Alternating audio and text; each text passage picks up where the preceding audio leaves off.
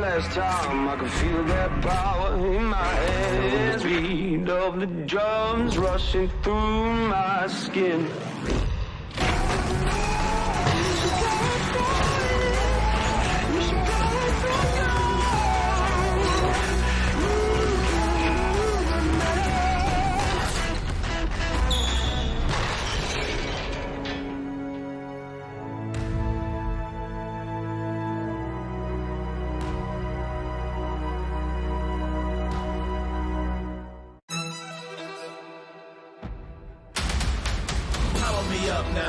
Power me up now. When you are on the top spot, you're gonna have targets on there wanting to knock you off. Nice pass. What a beautiful assist that is. Oh, what a block. Get that out of here. Get on my level. Get on my level. Get on my The players celebrate wildly. A tremendous performance. Get on my level. Tries again. Oh, and he scores on the buzzer. Deep three. Oh, and he hits it. We're live from Glasgow's Emirates Arena for the second big showcase of the season. The Trophy Final silverware on the line in both the WBBL and the BBL. Later on, the Cheshire Phoenix attempt to double down as they take on the pride of Scotland, the hometown Caledonia Gladiators. But first up, it's the WBBL Trophy Final, where the Lions seek yet another addition to their trophy cabinet. But can the Riders do anything to stop London's winning machine? Very good to have you with us. Delighted that we've got a full crew in the house today. Three British basketball legends kicking off, preceding Siobhan Pryor, Mike Tuck, Kieran Achara. Great to see you all. We're expecting a packed Emirates Arena. Siobhan, another red letter day for British basketball. Yeah, it is. We're all so excited. You know, Glasgow has welcomed us warmly and it's going to be packed out here, so another great day. Two very different finals in store, Mike. Yeah, 100%. I mean, both going to be exciting games. The women's game, you know, a tough London team here, tough to beat team. And then the men's final, you know, two very talented teams, two very evenly matched games. It's going to be a great day of basketball. Now, Tuck, good news straight off the bat. Your giant basketball is back in the house. Let's go, baby. Follow me on TikTok. Find that giant basketball. I guarantee the phone will be out most of the afternoon with Mike Tuck in that giant basketball. Later on, the Caledonia Gladiators in action. Home court advantage, of course, Kieran Achara. Are you going to be able to hold it together with the passion, or should we just give you the second game off? You know how impartial I am. Yeah. How big an advantage is the home court going to be? I see it as a gift and a curse. You know, I think there's a lot of expectations here. It's not the usual court that they're playing on, but you know, it's great to be in Glasgow. Can you imagine if the Sharks had made it as well today? These two would have been hard to handle. Yeah, I mean, I think maybe just you and I take over the show at that point. I think that makes a lot of sense. Let's lead things off with the WBBL final on this extraordinary, all-conquering London Lions team. How important are they for the progress and development of women's basketball in this country? I mean, I think just in every single facet, it isn't just the players on the court. They sort of show what's happening, you know, on the big days. But I think it's the behind-the-scenes work, it's the media stuff, it's just their professionalism every single day, which is what everybody should be aspiring to. And I think that's what's going to push the boundaries for the league. It's fascinating when you look at how dominating they are right now, that it was only a couple of years ago that they really kicked things off. In fact, it was the trophy in 2021 that acted as the catalyst for the success we're seeing now. Yeah, and that's all you need, you know, a little bit of success to start the run. And, you know, they're the big budget team from the big city, and they're leading the charge right now. So it's good to see them being successful. Back-to-back trophy wins for London, so going for 3 today. My maths is on point straight off the bat. Leicester repeated that before them, of course. They won 3 on the bounce. So even though the Riders are underdogs today, they're not going to be overawed by the occasion, are they? They definitely want to stop that three-peat, you know, and the cup final, it didn't show the Leicester Riders at their best, but they'll be ready to go tonight. London are the heavy favourites, but they seem to be fine with that pressure. Every time we cover them, we say, oh, is it the pressure going to be an issue? But they take it all in their stride. Yeah, they do take it all in their stride. You know, I think they're just so well prepared. There's a difference in coaching staff from the cup final to the trophy final. That seems to have been seamless, just one little blip for them. And yeah, I think every single time we say the same thing, but they come up trumps each time. Let's take a look at the history of this tournament. As Kieran was saying, London going for the three-peat in the competition, aiming to match that Leicester achievement They won in 2018, 19 and 20. No doubt that the Lions have raised the bar in the women's game, as they proved when winning their 7th piece of silverware in the last 3 seasons, this meteoric rise. And it was against Leicester in the cup final back in January. And it was a comprehensive defeat for the Riders. So how much, Mike, will that be playing on Leicester's minds today? Yeah, I mean, it's inevitable. They're going to be thinking back to this game. But for me, if I'm the Leicester Riders, I'm using that game as firepower. You know, I'm using that to encourage me to step up today and you know, use that to get the guys going, get the girls going, excuse me. Let's take a look at how these two teams made it here to Glasgow for the final. Leicester overcame the Oakland's Wolves, Caledonia, and then Newcastle in their semi-final last Saturday. The Lions' route through has been, as you probably expect, pretty straightforward. Resounding victories over Brent, Cardiff, and then Sheffield. And it's a Sheffield legend whose name is now indelibly linked with this competition, which is now officially called the Betty Cardona WBBL Trophy, following her sad passing on the eve of the event last year. Betty was a remarkable woman whose name will live on in the history of women's basketball forever. On the women's game, she's a legend. We couldn't have had anybody better. She was a pioneer, really. She was somebody that was ahead of her time. She was always a positive person. She's the sort of person that you'd take into battle with you. It was hard, but she was fair. Great role model. Stood up for women's sports, stood up for women's basketball. Betty Cardona, OBE, a luminary and champion of the women's game, widely revered by anyone who knows anything about basketball in Britain. Her intention of pursuing a career in social work almost benched any chance of Betty becoming the legend we know today. After she finished her A-levels, she went and did work experience. Somebody said to her, "We've got a placement in a school if you want to try that." And she just enjoyed it that much, working with the kids, that she came back to college and said, "Oh, I want to be a teacher." And that's how it all started. In the early 60s, Cardona, now head of girls' PE at Hatfield House Lane in Sheffield, introduced basketball to her students at a time when basketball was not part of the curriculum. Little did she know this would lead to the birth of the Sheffield Hatters Basketball Club. I joined it in 1962 at the age of 12. I was really enthusiastic, and it was something that the girls didn't do at that time, so it was nice to play basketball. There weren't many ladies basketball teams around, so we used to play not men but mostly boys teams.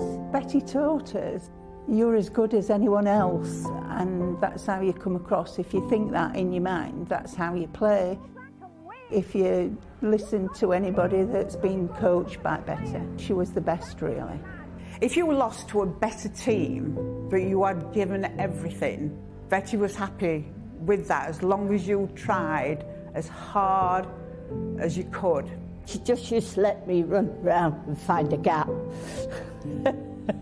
So she said I'd never learn the moves in basketball. And it's true, I didn't. But I got quite a few baskets that way, so it worked, much to Betty's disgust. After cementing her legacy as one of the best coaches in the history of the women's game, Betty was awarded an OBE in 1998 for her services to sport. In 2009, she would transition from the sidelines into the boardroom.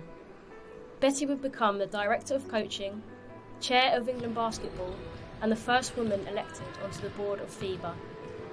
She was really the ambassador for all of us, because, let's face it, I think when my mum was involved, the rest of the directors probably were predominantly men.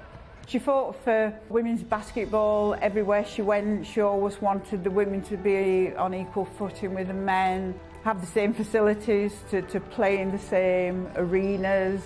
She wanted to be in those places because that's where you can influence and drive the sport, particularly for women, forward. If you're not there, you can't make changes.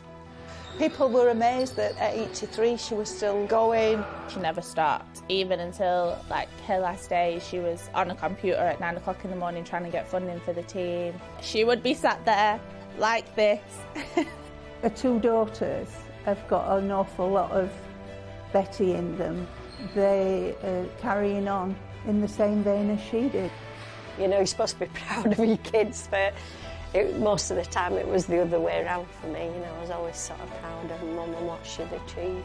Something that people always underestimate is how long she kept the Hatters going. It's probably the oldest club in the country now, even men and women, I would imagine. The Sheffield Hatters have been going for 61 years, and that's down to Betty. She was just driven to make sure that the club would survive and be successful. But success for her was about girls playing the sport, giving girls opportunities to be involved in something that's positive.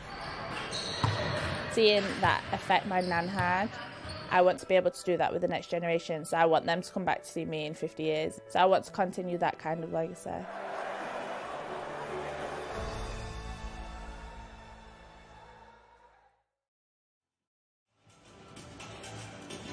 Siobhan, a phrase you often hear when people talk about Betty is that she was a force of nature. Talk about her energy.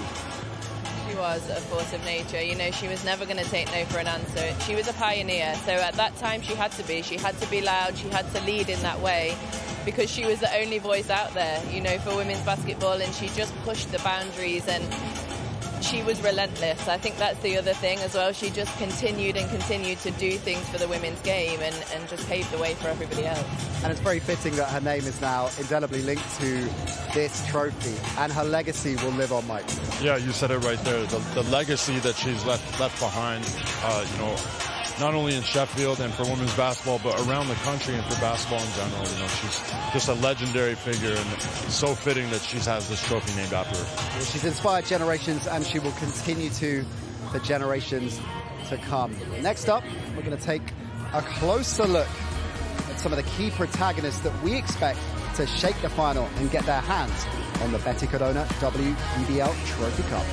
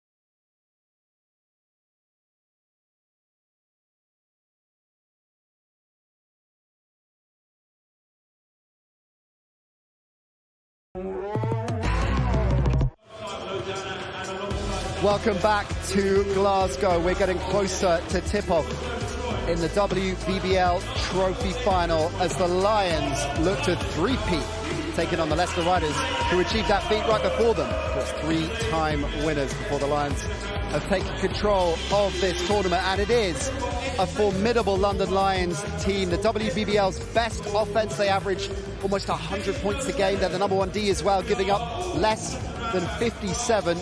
Mike Tuck, there's just no weak link.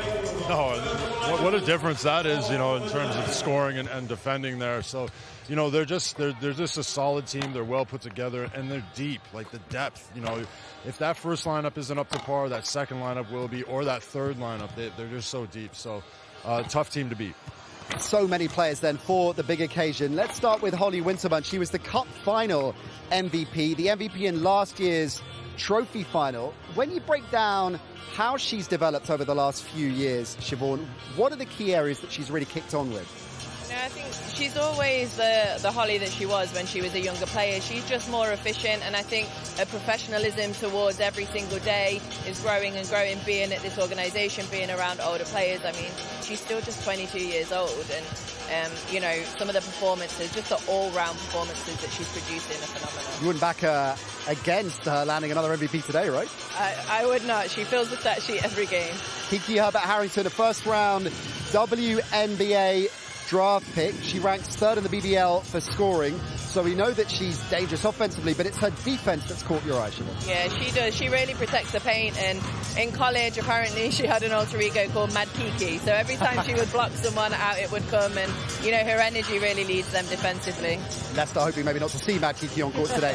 19 points and 6 boards, Kieran, against the Riders in the Cup Final, and she was particularly impressive from downtown, dropping 3 out of 4. That's something that Leicester need to work out how to put in check today. Yeah, she takes just good shots. You know, when she's open, she shoots. She's 50% from 3 for the season. Doesn't take too many, but yeah, if she's open, she's going to knock that down. Another player decent from the three-point range, Kat Snitsina, hitting 40%, and Siobhan, one of the more experienced, arguably most experienced players in Europe right now. Yeah, she's an Olympian. She's 6th on the all-time scoring list for Euro Cup. So she was 4 of 9 against Leicester in the Cup Final from the three-point land. So Leicester are going to have to know exactly where she is all the time today. Yeah, big game in the Cup Final, Kieran. What do the Riders need to do differently to keep her in check today? Again, another shooter with a really quick release. They have to be there on the catch. Make her do something else. If you leave her open, she's, again, going to knock that down. Azania Stewart, in her final year, one of the great players of our generation. Great players of our generation, and it's really nice that she's told us so early we can celebrate her all season long, but, you know, she's moving into other things after this, and we see her on camera all the time, excited to see what she does next. Mike, limited minutes compared to her peak, but what a player to bring off the bench. Yeah, I mean, she's like the heart and soul of the team. She's a bit of the glue kind of player, and great to see her flourishing here in her final season. All right, then. Let's look at Leicester. Double-digit underdogs. The Cup Final looming in recent memory. So how will Coach Patel have been getting his team set up, Mike, in the build-up to this one, trying to get their heads right? Yeah, I mean, like I said before, I think he's got to use that loss as some firepower, but also come out here with that kind of nothing-to-lose mentality. You know, you just want to play loose, and really all the pressure's on the London Lions. Fast start, crucial for them, and if they are going to have a fast start, well, we're seeing some of the key players that have stepped up through the majority of the season, but perhaps to the most part, with the exception of Oleana Squires, didn't step up in the Cup Final. One of those is Ashley Arlen, a player for a major occasion, a former league MVP, and she's had some big games against London this season. So given the fact she sets the bar pretty high, how motivated is she going to be to reverse that Cup Final performance today? Yeah, I think she really is. I spoke to her before the game. You know, she's had a tremendous season already. She's been WBBL All-Star 5 4 times. You know, that was a blip at the Cup Final, and I don't expect that to happen again. She's ready to go today. I mentioned Oleana Squires had a big game in the Cup Final, her first year as a pro. Do you think she's the key player for the Riders today offensively? I think if she can consistently do what she did in the Cup Final, you know, London are going to come out ready for her. She was the only one that scored big with 23 in the last game. So I think it's mainly about how the others support her. So I think she's going to get hers, and then it's about how do the others get theirs. Now, Hannah Robb is a player that you often hear described as consistent, something you've talked about many times when we've worked together covering her. What is it about her game, Siobhan, that's so disciplined? You know, she's just the kind of player that any coach wants on their team. She's willing to do the dirty work. She's willing to do the things that won't show up on the stat sheet to help her team win. Whatever she can do to help her team win, she will. Kieran, every player needs a player like Hannah Robb, right? Takes care of the little things to allow everyone else to go about their business. Yeah, comes up with the big steals, the big rebounds. She'll hit the open shot, make the extra pass. She's a prototypical Scottish player, I like to say. Mackenzie Johnston, 127 assists and counting this season. If the Riders' offense is going to sink this afternoon, it's like she's going to be a key part of that. Yeah, and she really goes under the radar. She does a lot of things. She's a great rebounding guard as well. You know, she can score too. She scored in buckets in her college career. So I think she'll be looking to get herself on the scoreboard today and help Oleana and Ash out. Good starts are obviously always preferable in any cup final, particularly given the strength of the opponent. And when you think about what happened in the last cup final, how key, Kieran, are the first few minutes going to be for Leicester today? I think they just need to come out and be aggressive. You know, I think they've got off to a really kind of slow start, missed a couple of bunnies early on, and are really wanting to get into their rhythm. So from a Leicester Riders stance, come out with confidence, shoot the shot. You know, you're going to have people like the Hannah Robb stuff chasing the rebounds down, just get the ball up. Play fearlessly. You can probably hear the atmosphere really building here at the Emirates Arena. Mike, I'm curious to know about routines before a major game like this, because you've had plenty in your time. Even though you don't want it to be different, it's bound to be different, isn't it? How do you approach a stage like this, an occasion like this? I think, you know, for me, I always try to keep things simple, keep my routine the same, but obviously the focus is a little bit different. You know, you're at a neutral venue, bigger venue, so, you know, your mindset shifts a little bit, and you just, you know, you got to show up on the day, but I think staying calm, staying composed, and staying loose is the key. In a big arena, on a court, as Mike says, you're not used to playing on. What changes? I always say depth perception. You know, when you're shooting, looking for the glass, it's such a big arena that the rim looks a lot bigger and a lot smaller, sorry. So I think just kind of soaking up that atmosphere, stick to the game plan, get to your spots, and, you know, I'm giving bad advice because I lost in every single final. I didn't want to bring it up at Let them know. Let you roll into that. Go and enjoy it. We've seen the numbers on the screen here. How did Leicester go about slowing this Lions offense today? I mean, I think slowing is a good word to use. They have to stop the fast break, and to do that, they have to control their offense. They can't have, you know, unforced errors.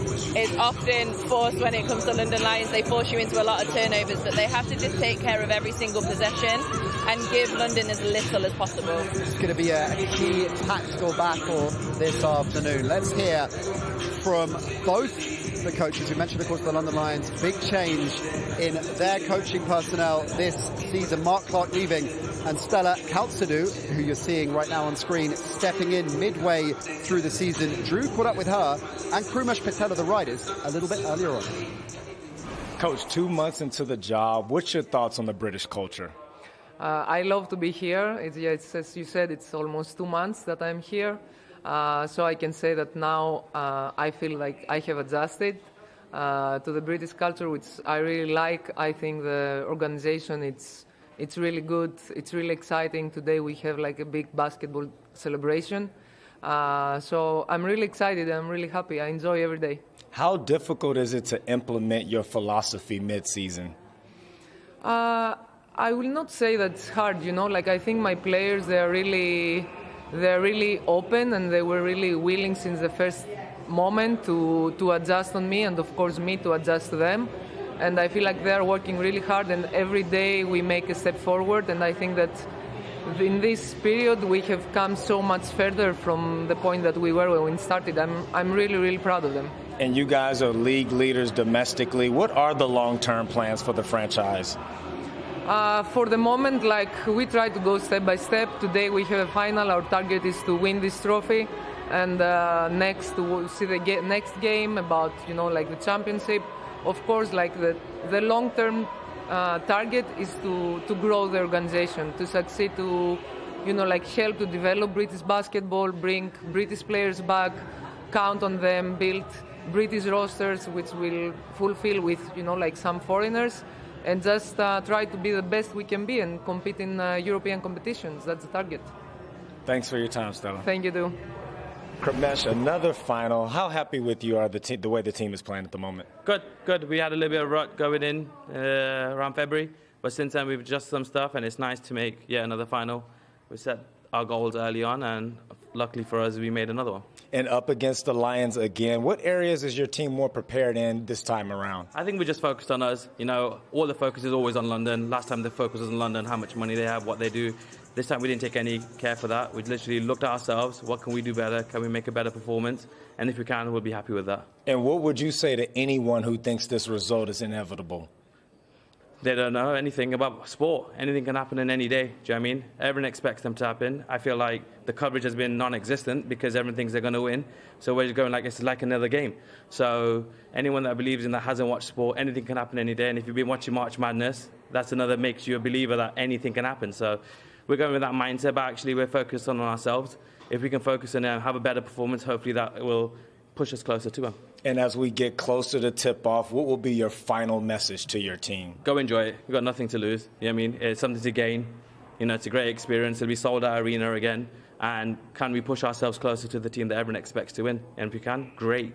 If we can't, let's keep getting better, and hopefully we can catch them another time. Thanks for your time, Coach. Good luck. Perfect. Thank you.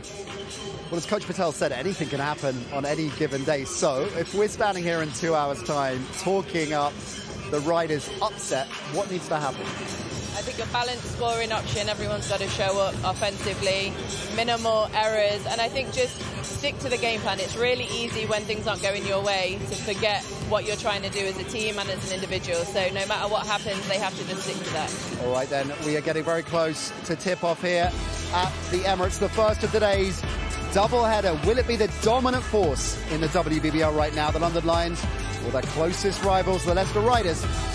Tip-off is next.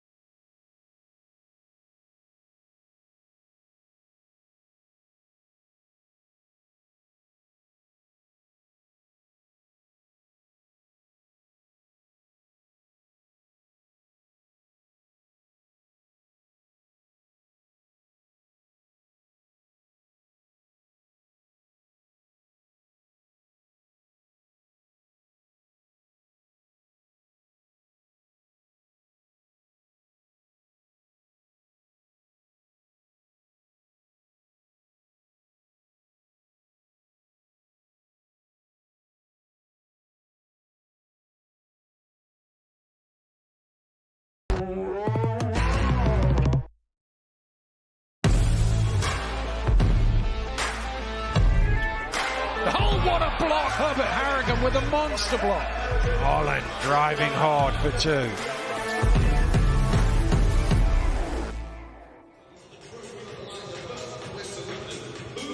Welcome back to the Emirates Arena here in Glasgow. It's the WBBL Trophy Final that is about to get underway. So, time for me to say good afternoon for the first time today to a duo bringing a touch of Miami to Scotland. Very snazzily dressed, Dan Rowe and Dan Routledge. Afternoon, fellas. Afternoon, everybody. Well, let's bring it back to Leicester and London here.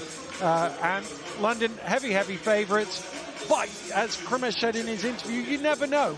Once the ball goes up, anything can happen. And that's why we all love live sport, right? Because that unpredictability of it can come out in a game. But what we have is that we've got the first and the second, two best clubs at the moment in Great Britain. I'm excited to see this. Let's have a look at the starting five for today's final. And this is as stacked a five as you can get. Holly Winterburn has been here before. She's been the MVP before. Kiki Herbert-Harrigan, WNBA level talent. This is a great team. It really is, and you can keep going. WNBA, you've got Euro Cup competition, Olympians there. So, you know, absolutely talented, but watching Holly Winterburn, someone who's been here and done that. And if we have a look at the Leicester starting five, we're in Glasgow, a bit of a Scottish contingent for the Riders. We have indeed. Hannah Robb, GB International, learned her trade in her home country, and also Kirsty Brown, half GB, half American, also with Scottish roots. Well, the two teams are out there and ready to go, so we can get the Betty Cadona WBBL Trophy Final underway here in Glasgow. And it is the Lions who will get the opening possession of the game. And Arlen with the defensive rebound. It was a quick shot there, and Siobhan touched on that before the game.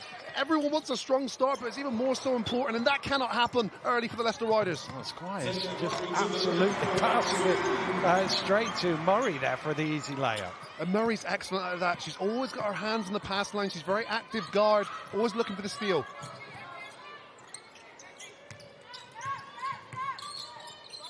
Here's Rob to Arlen.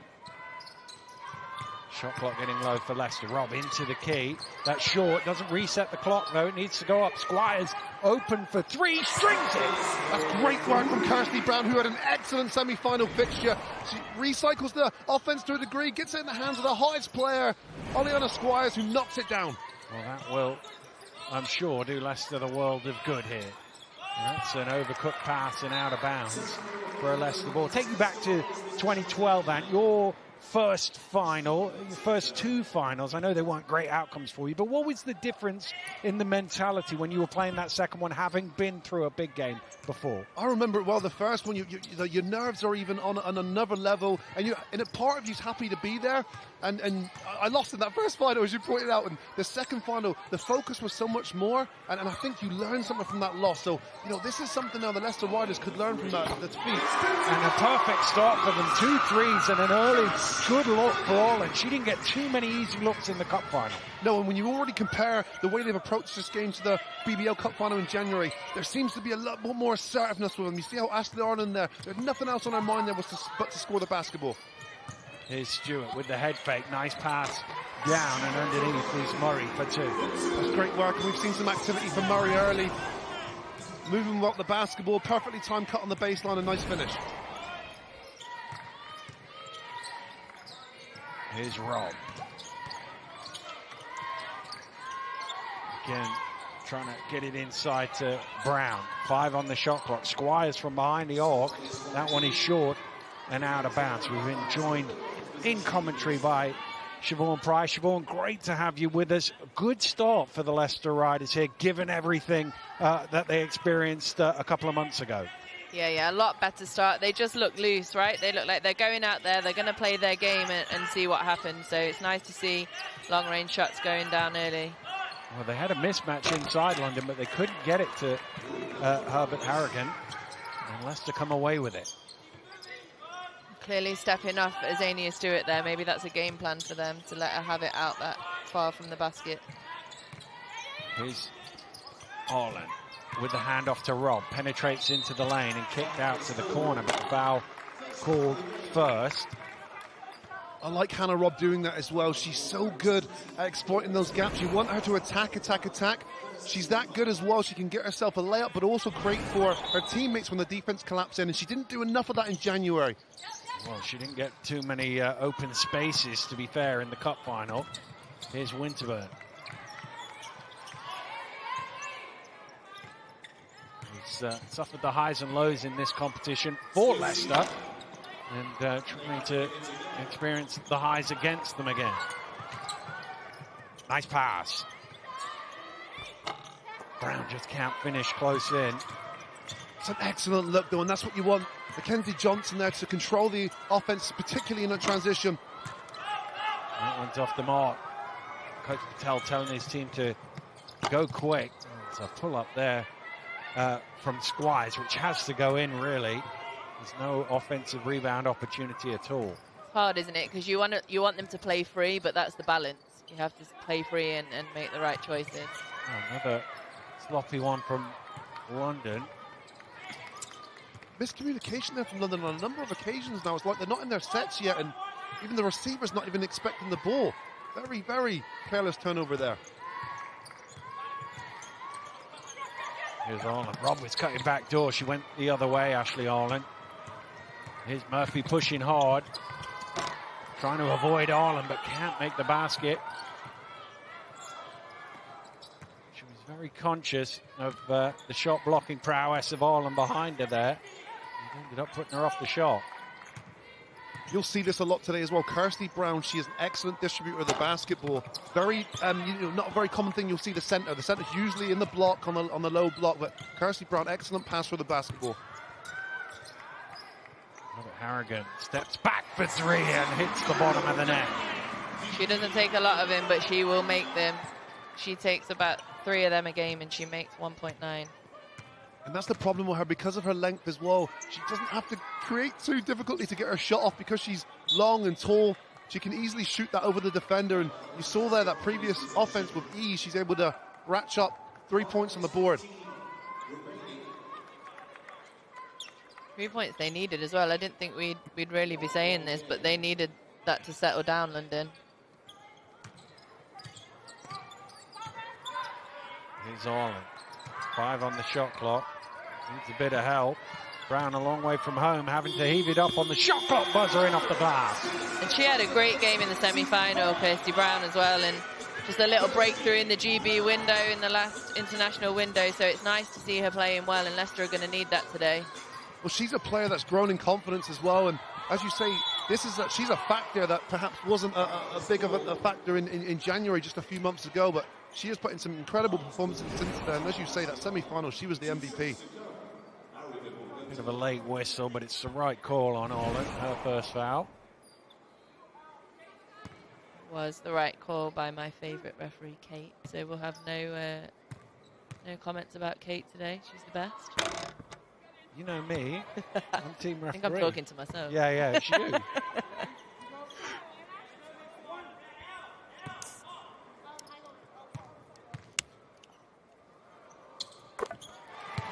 Duncan free throw ties the game at 8 points apiece, midway through the opening quarter in the Betis Pidona Trophy Final. Here's Brown. Just foul off the ball there. I think Stewart had hold of Arlen. She's got a confused look on her face, but it is the number 88 that's shown to the table. And that's what worked really well for them, wasn't it, in January? The physicalness that they put on Ashley Arlen, not letting her catch the basketball, and in between, oh, you can see there. I'm not sure why she was confused. Nice and easy call there for the refs to get them to ease into this game as well. Well, it's Azania's last trophy final. Everything over the next couple of months is going to be the last something or other for Azania Stewart, as she calls time on a glittering career.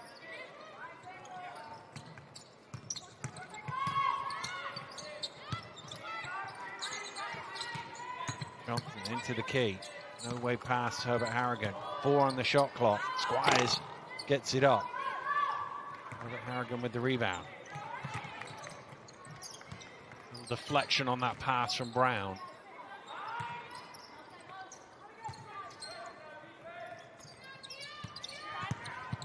Going along the baseline, but too much on that. But London managed to get the ball back. Beckford Norton gets her 5 points of the game. Well, it's the team captain doing those little things, and come to Anyone who's watched the WBBL the last several years will know the effect that Shanice Beckford-Norton can have on both ends of the floor. Already making an impact in this game. Squires, quite enough legs on that three-point shot. They're the ones they have to make as well. Sorry, Dan. They're wide open. She has to make that one. Well, we saw in the cup final how hard it is to score against this London defense. And as you say, when you get the open looks, those are the ones you've got to be able to knock down because everything else is going to be contested. But the Riders are moving the basketball, not great, but relatively well enough. But it's the London lines rotations that look a little bit slower today.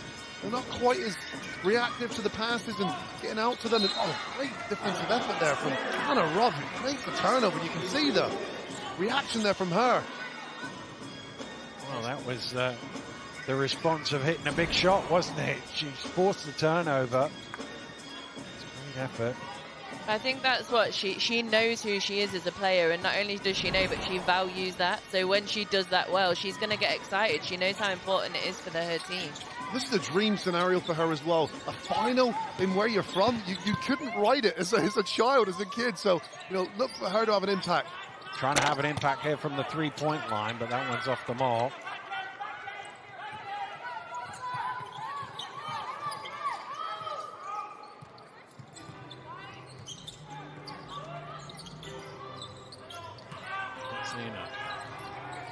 Got the mismatch down low and the size advantage, but they forced it out of Herbert Harrigan's hands. Corner three doesn't go. Over the top for the rebound is Herbert Harrigan, who's able to put it back in. She's so difficult to guard under the rim, isn't she? She's her length, but she's so athletic. Wow. And the fact that she just goes for the offensive rebound every time, that was a really textbook defense there for 24 seconds from Leicester. 5 rebounds already in the game for Herbert Harrigan. Put that in context. Leicester only had 6 as a team. That's going to not count for Leicester. The open shot, there was a foul call first. The foul is on Zine. I think Leicester would have preferred the advantage rule there for the 3 points. Fiona O'Dwyer, who made that 3 that didn't count. You know, I don't think we talk about her enough. She is such a solid player. She just does, again, she knows what she's good at and she doesn't veer off of that. There she is on the pick and roll, but pass just a little far out in front and out of bounds. No, I agree with you, Siobhan. Okay, that's not a perfect example right there, the miscommunication, but she's someone who's played top league, Greece, Spain, and she's got WBBL experience as well, and you know, she is, I think, a key piece there that they're going to need her to shine today.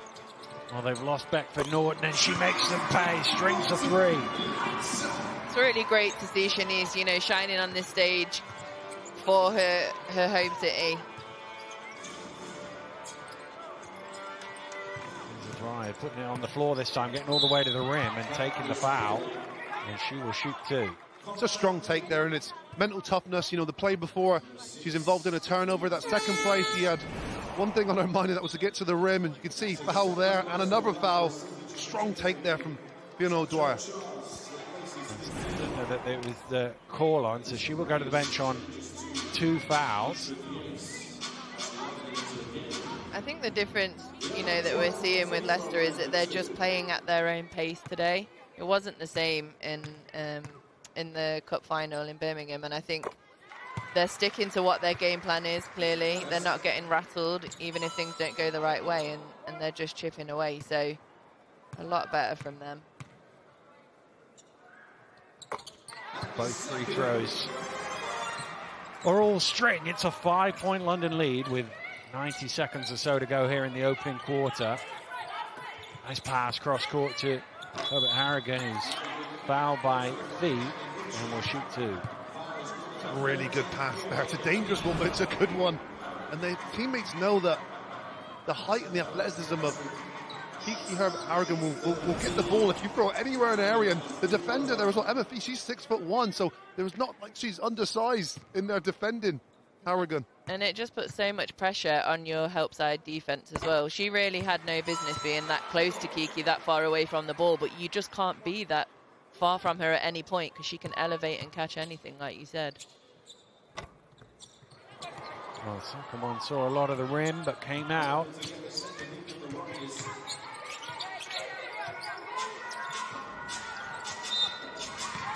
Stepped on the line and trying to get it to O'Dwyer in the post, but the pass wasn't there, so Johnston went cross-court. Oh, those are two players I will not make any cross-court pass. Oh, just to the heel, they're great call. It's Shanice Beckford-Norton and Taylor Murray. If they're anywhere near my cross-court passes, I'm not releasing it because those two are the two that will steal it. Well, the first make from Beckford-Norton then means when you're on the rotation there, you're going to close out a little closer. And that's a long two, but Dwyer committing the foul, so it'll be 2 shots.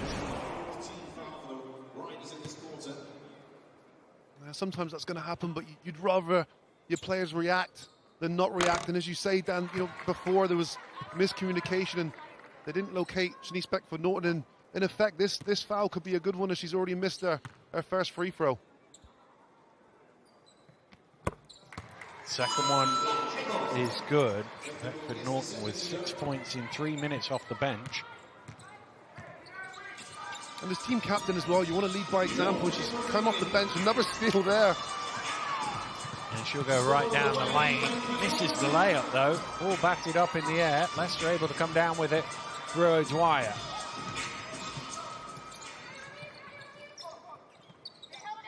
Orland down low. Wasn't quite on the money to Eats 58, but Leicester still have the ball. Extra pass to Orland for 3. Front line, great work from Eats 58. Yates to pull in the rebound. Dwyer driving in and stopping, knocking it down. Good energy there from the Leicester Riders. I thought the defense was good from the London Lions as well. Good rotations, and that's just a tough move there from Fiona O'Dwyer. It's a great individual move. I think just the last few offenses, Leicester have got to be careful. They had 2, they got away with it, but they had, you know, 2 turnovers. And then it is just the really little things about making sure that the passes are on point all the time. Well, Leicester trailing by 5 earlier. We caught up with Hannah Rock to see how she was finding life with a trophy final in her backyard. Hannah, trophy finals in Scotland. Describe your emotions. I'm really excited. It's the first time for me to play in the trophy final, so there's that extra excitement, but also being able to be here in Scotland where friends and family can be in the crowd. Yeah, I'm really excited. And there's a lot happening here in Glasgow. What are your thoughts on the New Caledonia project? Oh, it's so exciting. Like for me, I grew up playing all my basketball in the Scottish youth system, so to actually see that development, it's really good. And it's a project that I feel really passionate about, and it's great to see that it's actually, you know, coming to work. And you face the Lions in the Cup. You get a chance to run it back. How has your team changed your approach this time around? I mean, the first game, it was, you know, it was tough for us. Whereas this time around, I feel there's less pressure on us. We're a bit more relaxed, more focused on ourselves, and really try to enjoy the moment. You know, we're really happy to be in the Cup final, the trophy final, but we want more than that. We want to be putting a good performance and come away happy regardless of the outcome. And beating the Lions and lifting the trophy in Scotland would mean what? It would mean the world. It would be incredible. Again, it's such a big game. The Lions are such a great team. But to actually be in this moment here in Scotland with my family in the crowd would be amazing. Thanks, Hannah. Thank you very much. Sloppy turnover from Leicester. Last couple of seconds in the first quarter, and it cost them. And that was a disastrous one coming out of the timeout. They've given up 5 points in the last 21 seconds. A really bad turnover by Leicester. And we've reached the end of the first quarter here. And suddenly it is a 10-point London lead here in Glasgow. Well, it's been a decent start by Leicester, but they need to keep hanging on here. We'll have the second quarter right after this break.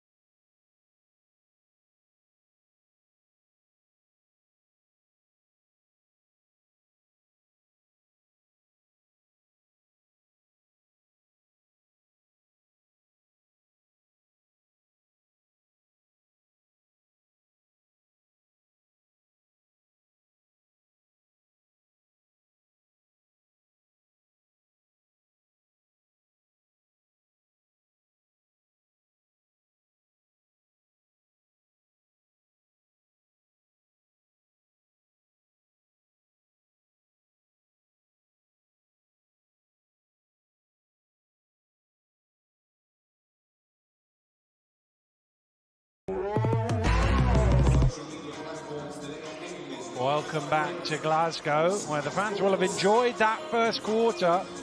And the Leicester Riders will feel that they ought to be a little bit closer, down 10 here. But it was 5 with 21 seconds to go, and they managed to turn the ball over and give up a 3 on the buzzer.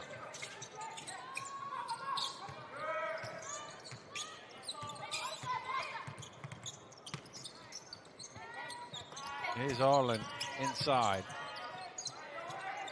Kicked out to the corner. Well, she had one wiped out earlier for a foul, but O'Dwyer gets her second 3 of the game, sorry. She's playing well. 6 points for her so far. Good ball movement there, good pass inside to Ashley Ireland, who didn't have anything for herself, but found an open teammate, and Fiona O'Dwyer knocked it down. Winterburn's 3 off the mark.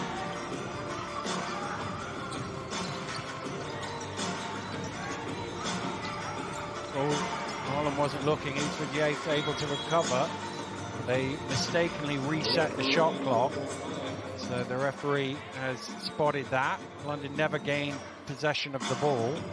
So they'll have to change it back to wherever it was. And I always think this is the hardest judgment for a referee to make, because you've got to be watching the shot clock at the point the turnover might have happened. And it's just excellent energy as well from this London Lions team. They've held this very talented Leicester Riders roster to just 12 points in their first quarter. And this early on in the second quarter already, you see the anticipation there. They're trying to keep their hands in the passing lane. Shanice Beckford-Norton leading from the front, but it was that time Ty Battle almost got an interception.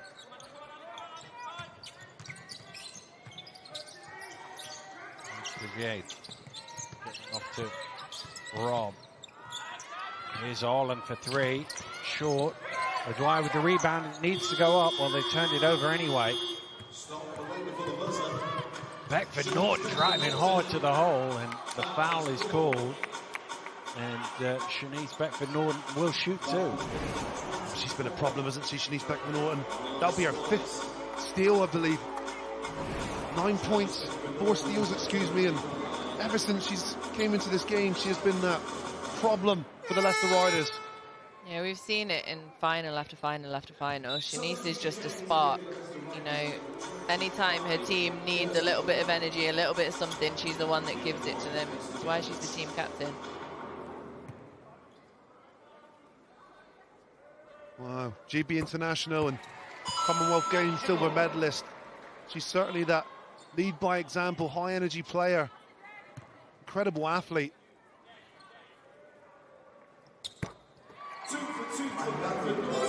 On 11 points off the bench. She is the bench scoring right now.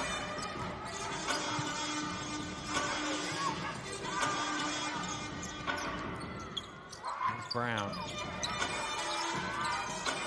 Down low to Ireland, who spins into 2 defenders, and the foul is called. She was calling for that one. She really wanted that one-on-one matchup against Shaquila. She felt she had her number.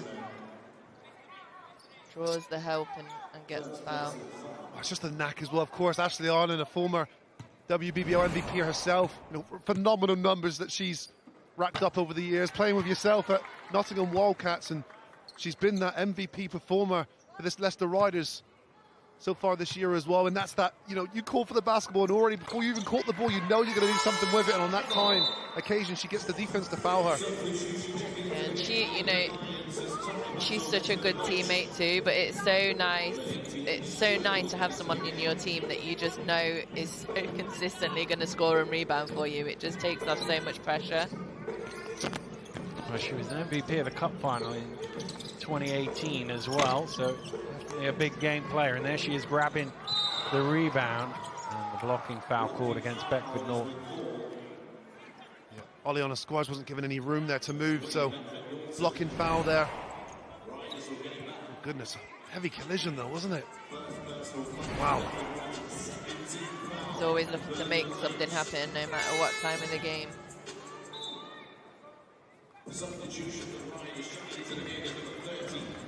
Johnston will return. Yates sits down.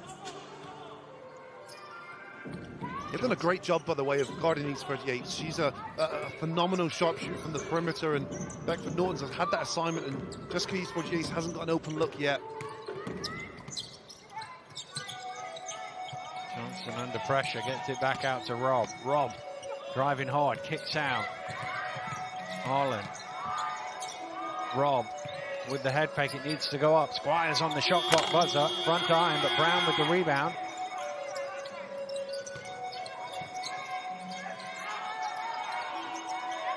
Johnson. Again, it's late in the shot clock. Harlan doesn't have much time to work with the beautiful spin off the glass, Ashley Harlan. Incredible. Just the awareness as well, not just of the time, but also the space. There was only one area of the space there on the baseline. She spins, big baseline spin, nice finish. 6 points for her. Battered down by Harlan again, and away come the Riders, and that will be a blocking foul on Warpal. No, I think the Riders they're just playing within themselves. They're not trying to do too much. Aliana's so strong at getting to the rim. You know, fast break one-on-one, she's going to take that. She's not going to back away from it today. I like her doing that more as well. We saw her settle for a jump shot in transition. She's so good at getting to the rim. They need Aliana Squirreless to keep attacking. Harlan knew that was in. As soon as it left her hand, she hits her second triple of the game. Goodness me, and Ashley Harlan focused into this game now, as you can see. Devastating from the three-point line. Winterburn looking to reply off the mark. Harlan with the rebound. 6 forwards now for her. A little bit of a misshape now for the London Lions on the offensive end of floor. It's a pretty quick shot there, not a lot of movement on the offensive end. I wonder if they might need a timeout shortly, London. Certainly if Leicester get a score here. Johnson to the basket. Oh, it didn't go. Oh, she gets her own rebound. Wow, everyone else was ball watching, including me. Mackenzie Johnston. Harlan is feeling it right now. She's into double figures. And what those extra effort plays do is they create more shots. Yeah, they really needed her to step up today, and I knew she was going to do it. She wasn't happy with her cup final performance, and this is who Ashley is. Well, surely if London don't get a bucket here, they're going to need a timeout, but they do get a bucket. Joseph with the three. It's a huge shot, isn't it? The offense not looking very good, or not very consistent, and Joseph pops up there for a big three.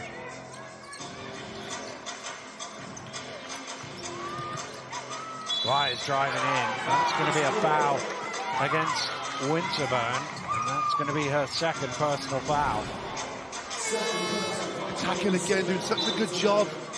This time Holly Winterburn swiping down, but Aliana Squires just so good when she's attacking the rim. One of the differences I think I'm just seeing between the cup final and the trophy final today is the Leicester players they've got a little bit more time to make choices. I think in the cup final we just saw a smothering, switching defense, and I mean, we said it a number of times, it was beautiful to watch, but it just meant that every single time any Leicester player had the ball in their hands, they were second guessing what they were doing. They didn't have time to breathe, and they've had a little bit of time and a little bit of space today, and they're making all the right choices. Joseph with the rebound off the missed free throw. London leading by 5 right now with 5.5 minutes to go. Winterburn on the floor, able to find a teammate.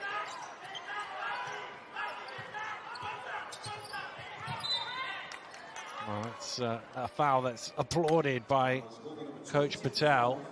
He didn't want Winterburn getting to the rim, that was for sure on the mismatch.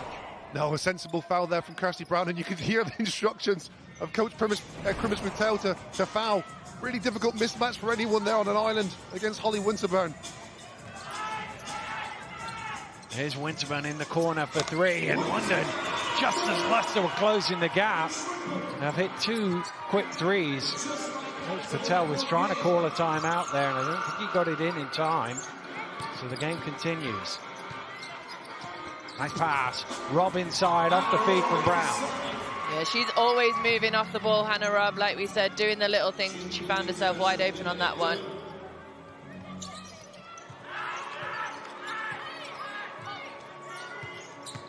Winterburn into the key. Harrigan mid-range, bottom of the net. Goodness me. WNBA first round pick, and she's shown us all why. Basketball is effortless for some people, and Kiki Herbert Harrigan looks like it's effortless. It's funny you said that, because the line that I was preparing in my head was exactly the same thing. First round WNBA draft pick, that's it. Well, we talked about the fact that it's Azania Stewart's last trophy final. Drew caught up with her earlier on.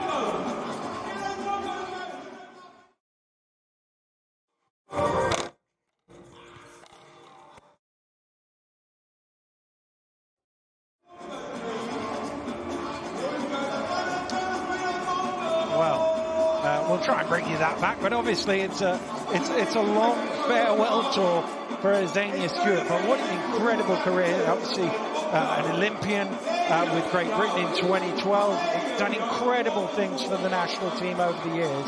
A great ambassador for British basketball. Yeah, she really is, and you know, I've played with Zee, and I think one thing that she always brings to a team that her teammates appreciate is it's positivity, but it's accountability at the same time, and the balance that she has with holding her teammates accountable, holding herself accountable, and just bringing that positive energy every single day is perfect. And yeah, she's a great ambassador for our game. I'm sure that'll be a whole, huge left in the game as well. But you remember Azania Stewart, this isn't her first rodeo with the retirement. She announced her retirement, and who did she go to resurrect her career? The Leicester Riders. So she went back there in 2020-21, resurrected her career, and now she is winning more silverware as she has done over the last several seasons. Well, she will be a loss, and I would imagine a loss on and off the court, because as you say, she's such a character. She's such a positive person to be around.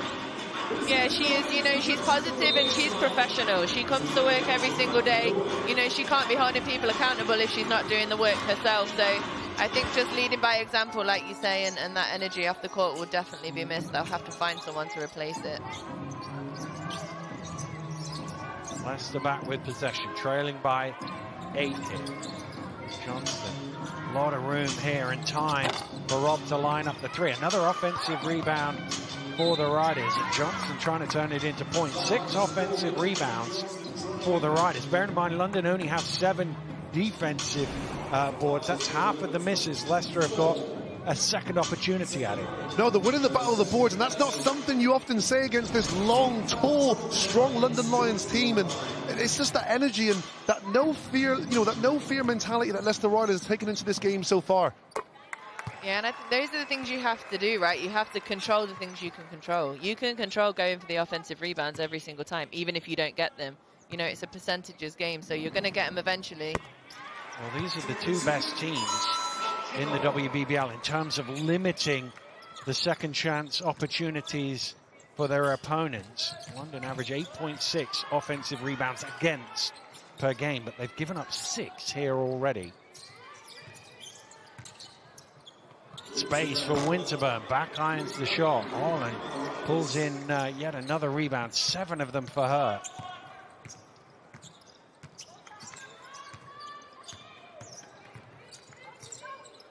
Dwyer, a lot of room for another triple. Got it again. Fiona Dwyer from behind the arc. What a professional performance from her so far. And you caught it before the game, Siobhan. Yeah. She was one of the X factors, and she's certainly delivering thus far. Someone else who's delivering. Kiki Herbert Harrigan hits another triple. 2 for 2 now from her for 12 points personal. 12 points off 5 shots. It's incredible efficiency. Orland trying to get them back. And that one misses everything. Dwyer couldn't quite get her hands on the rebound. A little bit of a rush shot there, but I think she's the one person you would say, okay, I will allow it, just because she has the ability to make those shots. Yeah, she does. I think she's been short on a couple today, but she has hit one, but she has such a quick release anyway, so even when they go in, it looks rushed. It's just her rhythm. Well, Rob gets her hands in the passing lane, running it back and laying it in for 2 and cutting the London lead to 4. And London, with 3 minutes to go, a quarter timeout off the back of this great play from Hannah Robb with the steal and the lay-in. I really love Hannah Robb's development. I mean, we saw her breakout game against Portugal and Estonia when she was playing for GB in the last window, and it's really, really nice to see her come into her own, and just she's so confident right now. It's great to watch. It certainly has been great again. Great to see her going. And we'll try again with that Azania Stewart interview. Azania, I hate to say it, you're retiring at the end of the season. Is there still a hunger to go out on top? There's always a hunger, right? And it's a finals, and you always want to show up and show out, I think. But also, we're trying to defend this trophy, so it's really important for us to get the job done today. And there's very little that you haven't done in your career. Do you still get excited with these occasions? Yeah, I think anytime you can take home a trophy, a medal, it's so important. And especially as I am starting to retire, I think it is important to add to my resume, to my legacy. It's really a great time for me. And a new coach brought in mid-season. What new dynamic has Stella brought to this team? Listen, we've had a lot of, changes, and I think our team is so resilient this year. We've gone through a lot, and I don't think a lot of people have gone through what we have. But Stella has been amazing. I think she's come in. Obviously, we've had our bumps in the road, but she's put her system in now, and we're really enjoying it. She knows us more, and we know her. And, I think it's intense, and we're finally clicking and firing on all cylinders at the right time. Well, Harlan is just being dragged out of the way by Herbert Harrigan. It's a good foul. If it's not called unsportsmanlike, it's a good foul, because Herbert Harrigan was buried down low, and Emma Fee would have had a layup. Excellent work there for Emma Fee. Good positioning down low. I've had the chance to watch Emma Fee play on for Leicester Riders on Wednesday, actually, when they won the Bucks final. She's such an efficient player. She's another player who knows what she's good at. She takes the shots that she can make, and she's a real asset. Well, it's interesting, Azania, there talking about how things have changed over the course of the season. It is difficult when you get a new coach in halfway through and trying to implement a new style of things. And there have been some bumps in the road. Obviously, they lost the game to Caledonia. They're only up a couple here. And I think they really like Stella, and I've heard lots of positive things, but they know as well that this is their first final under her leadership. So that's an added pressure for her and for them. A 4-point London lead, 2 minutes to go. Leicester will be hoping to finish the second quarter better than they did the first. They're in shooting distance. That pass only just reached Squires. It's kicked out. Squires is going to have to heave one from deep late in the shot clock, and Robb going after it, able to save it to Fee. Great work from Hannah Robb. Leicester again continuing to pound the offensive glass. And it's 1 through 5 doing it as well. They're doing it in numbers, and so far they're doing a stellar job of it. Maguire gets to the free throw line. This time London are able to come up with the ball via a foul from Emma Fee. I like those fouls, though. I think when you're having such a dominance on the board, I like those little fouls. They're not in the penalty. Again, it's another constant reminder that London Lions are going to have to fight for each and every single rebound. Fee will sit down now, replaced by Harlan, because that was her second personal foul. I think offensively we really need to see Johnston get into the flow. The ball's sticking with her a little bit. She's not sure where her lanes are. Herbert Harrigan off the mark. Another rebound for Harlan. You haven't said that much today, Dan. No. She's been superb. And a three. There we go, right on cue. Siobhan Pryor requests and Johnston delivers. Looked in rhythm, looked confident. Nice looking shot. You guys didn't know I was psychic, no. Right? My main advantage as a commentator. Been a good challenge from Harlan, and Leicester can take the lead here. Harlan along the baseline, but didn't see Herbert Harrigan in the way. Ooh, there's a bit of a coming together at midcourt between Robb and Joseph. Good hands to deflect that away by Harlan. This is finals basketball, Dan. It's win and get that shiny trophy or lose and be runner-up. And you can see now both teams, as this game grows longer, the desire to make those little plays grows. Good interception here from Ashley Ireland. And you can almost see as the time goes on that confidence in Leicester, understanding and knowing they can play with this team, and maybe that little bit of a doubt setting in for London that things aren't going their way right now. Ball moving around, Winterburn is open, Winterburn hits an important three, and Coach Patel is going to call a timeout with 25.5 seconds to go. And I wonder in some ways if that's just to make sure they don't turn the ball over on the inbound like they did at the end of the first quarter. But he wants to get a score here. They've basically got one shot clock left, run it down, get a score, go into the locker rooms down only a basket. I think it's an important timeout. It's smart. You don't want to leave a timeout there if you've not used it. And I think controlling every single moment and every single thing that Coach Krumesh can control is what he needs to do.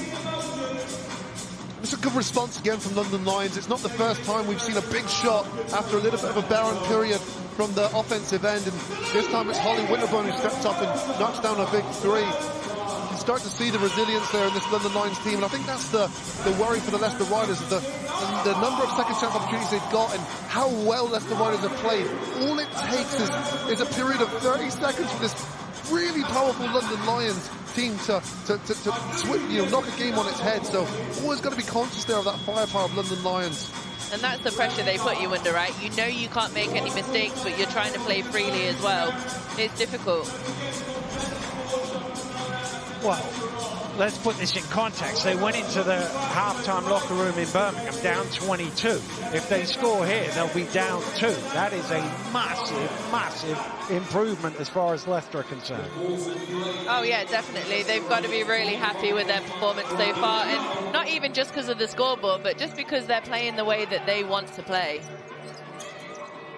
Well, they deal with the press, and now they can run it down virtually to the buzzer.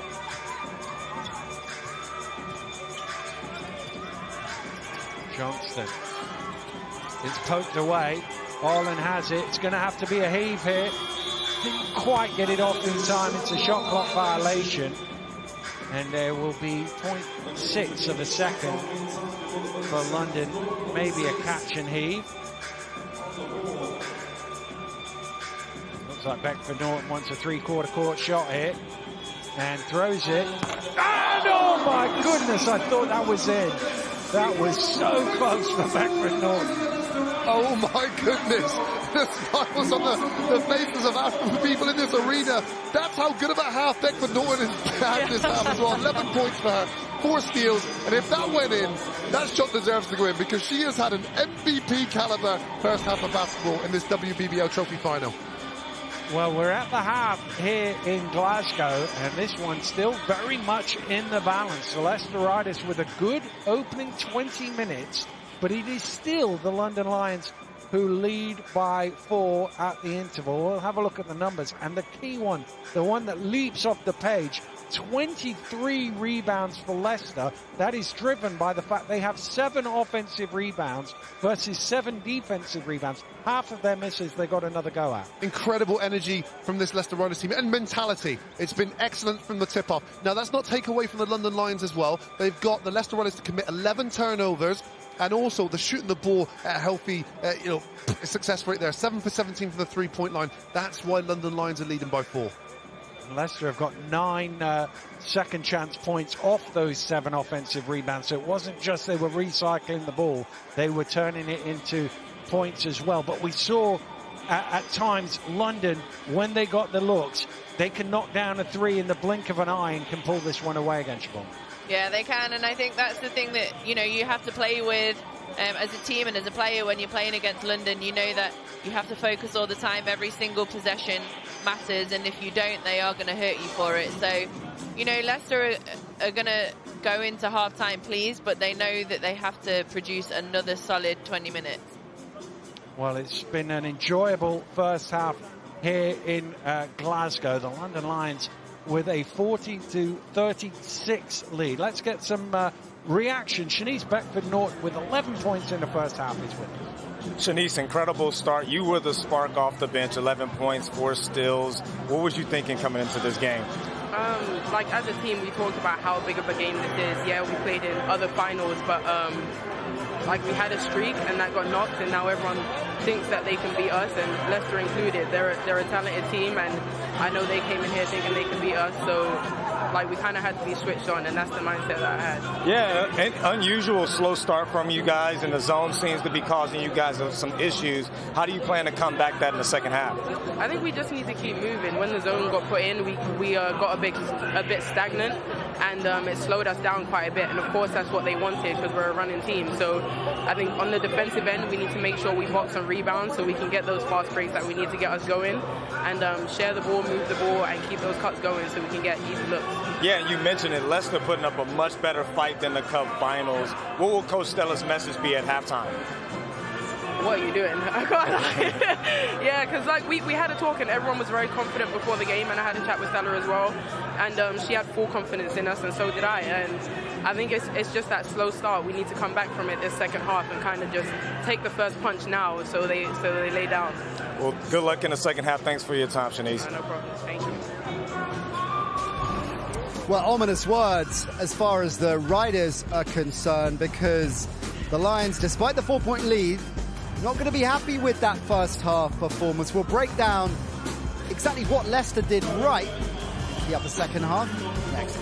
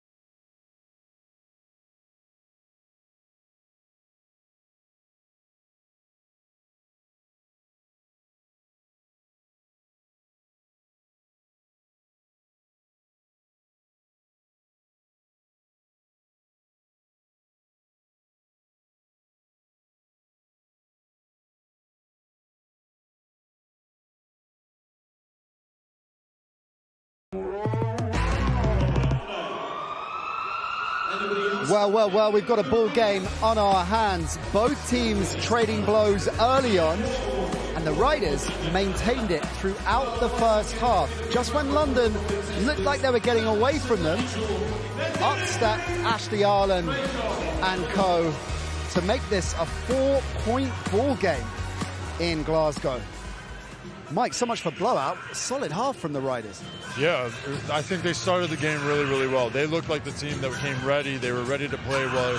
The London Lions looked a little bit complacent, like just not as up for the game. So you got to take your hats off to the Riders. Although they're down by 4 at the half, they have a lot of momentum behind them right now. This is a Lions side, as we said at the top, Kieran, that averages 100 points a game. To hold them to 40 collectively is a good defensive performance in the first half. To put that in context, they had 48 at the half in the cup final against Leicester. And we heard at half-time the sluggish start that was referred to. Why was that? Was that the Riders' D being effective? Was it London's offence slow out of the gate? A bit of both.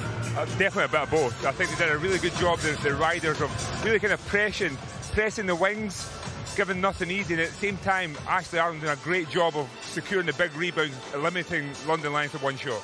Well, the Riders started well offensively as well, and that was crucial. We mentioned it would be at the top of the game, the importance to land some blows early on, and they did that, didn't they, Mike? A really, really good start for them. Yeah, it came out firing. See Squires there, knocks down a big 3 on the first shot of the game, and then a nice pick and roll here from Arlen, and just the London Lions just not, tightening up the screws on the defensive end. They're missing their assignments, but Leicester Riders also attacking the glass hard. 23 rebounds to 11, 7 of those being offensive rebounds. So creating second chance opportunities for them, keeping the ball in their possession a lot more. How big is that when you're going into the game? You're heavy underdogs. Everybody, all of us, and everybody else in the media is saying, really important, you have a good start, key start, and then you land a couple of threes like that. What does that do for your team? Just builds confidence. I think that belief is needed to be there. They got blown out essentially in that cup final. They have bounced back. They've made adjustments. I mentioned limiting Cena, making nothing easy for the London Lions, but at the same time shooting the ball with confidence, and they're securing the rebounds when they miss. Speaking of shooting the ball with confidence, Ashley Arlen, who we saw in that first run, picked up where she left off. 11 points in the first half, and a lot of them, Mike, came on a very, very hot run at the start of the second quarter. Yeah, I mean, she's the top dog over there, so they're going to be looking at her to put the ball in the basket, and she stepped up when they needed her to, and she's trying to right some wrongs too, right? She knows she didn't have a good performance in the last final in the cup, so I think today's her night to step up. 8 defensive boards for her in the first half as well. How key has been their rebounding success, Leicester? That's what I mentioned. Ireland securing those defensive rebounds limits London Lions, that they have to get back on defence. Nothing easy for the London Lions. So Ashley Ireland's been really aggressive at both ends of the court. It's great to see. Talking about Leicester, it is worth pointing out, of course, that London are 4 points ahead at the half. Kiki Herbert, Harrigan, a key part of that first half performance. I think she was the standout player, I think it's fair to say. Crucial times with the Riders coming back into it. She landed some clutch baskets in her 14 first half points, Mike. Yeah, and she's just, she's the ultimate pro. You can tell that she's got WNBA experience, and she just makes it look so effortless out there. A beast inside as well. She's really a good attacker on the inside, but also the ability to knock down the open shots. She's really stepped up for them, but really the one shining light for the London Lions so far. It's been interesting. Every time it looked like the Riders were getting back into it, we're talking about a 4-point ball game here, just when they looked like they might take the lead, she was one of the players that stepped up, hit a clutch shot, just to get them out of distance. Big confidence shots as well. She shoots with such confidence every single time. So when she gets to her spot, her feet are set, it's going in. And that's the thing. She's kept London Lions with this momentum continuing to stay in this league. Shanice Beckford-Norton is the other Lions player that we want to key in on. She had a big first half as well. 11 points, 4 steals. How crucial is she going to be, Kieran, to the Lions closing this one down in the second half? She's done it all. She's been here, done that, got the T-shirt. She knows how to win. These big steals, making the big shots, everything they need to do to ensure that the London Lions stay in this game. This is not the game that many people expected, though, is it? It's exactly what I called, so... I think I remember that. What do you think Coach Patel will be saying to his team at halftime? I mean, he's got to be thrilled with that. Yeah, I think he's thrilled, but also recognize that they're down by 4 points, and they don't want that lead to grow. So just stay composed, keep shooting those open shots, creating opportunities for yourselves, keep attacking the glass hard, and keep forcing the Lions into tough situations on the defensive end. He will be saying, anything is possible! Maybe he needs to get you in there now to drop that. All right, then. What about this? A lot of people saying this was going to be plain sailing for a dominant London Lions side. Well, the Leicester Riders have a lot to say about that. What a second half coming your way.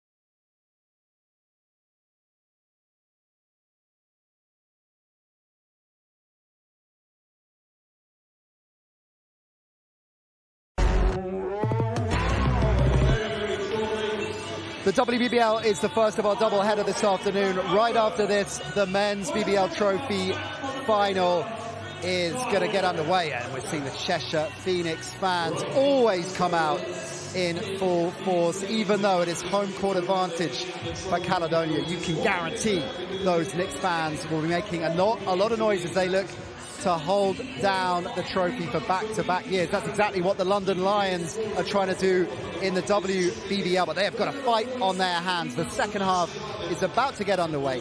So let's get back to Javon and Dan. Thank you very much, Nat. Yeah, you won't miss the Knicks fans in the crowd, that's for sure. But it is the London Lions who get us underway here in the second half. As Nat says, looking to defend their crown for the second year in a row and make it a three-peat. They're up 4. Here's Stewart, top of the key, off the mark. Orlin pulls in, rebound number 9 at the defensive end. Important for Leicester Riders to start with a stop there. It was a strong defensive structure and forces Dania's shooting to shoot a little bit further out of a jump shot that she particularly likes. Here's Orlin, steps into the mid-range, knocks it down. She's got 13 points as well. Wow, so controlled, isn't it? Pump fake, so believable, and then that jump shot so effortless. Yeah, and we talked about it at half-time. They've just not got to get tight now. They've just got to come out and play like they are doing right now. Orlin forcing the turnover, looking for 3. Not this time. Trying to give Leicester the lead here in the second half.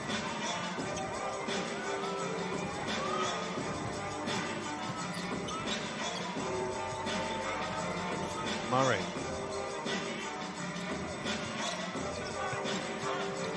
Points back. forcing her way through and throwing it out of bounds. A look for the referee, hoping there might be a foul call, but there isn't.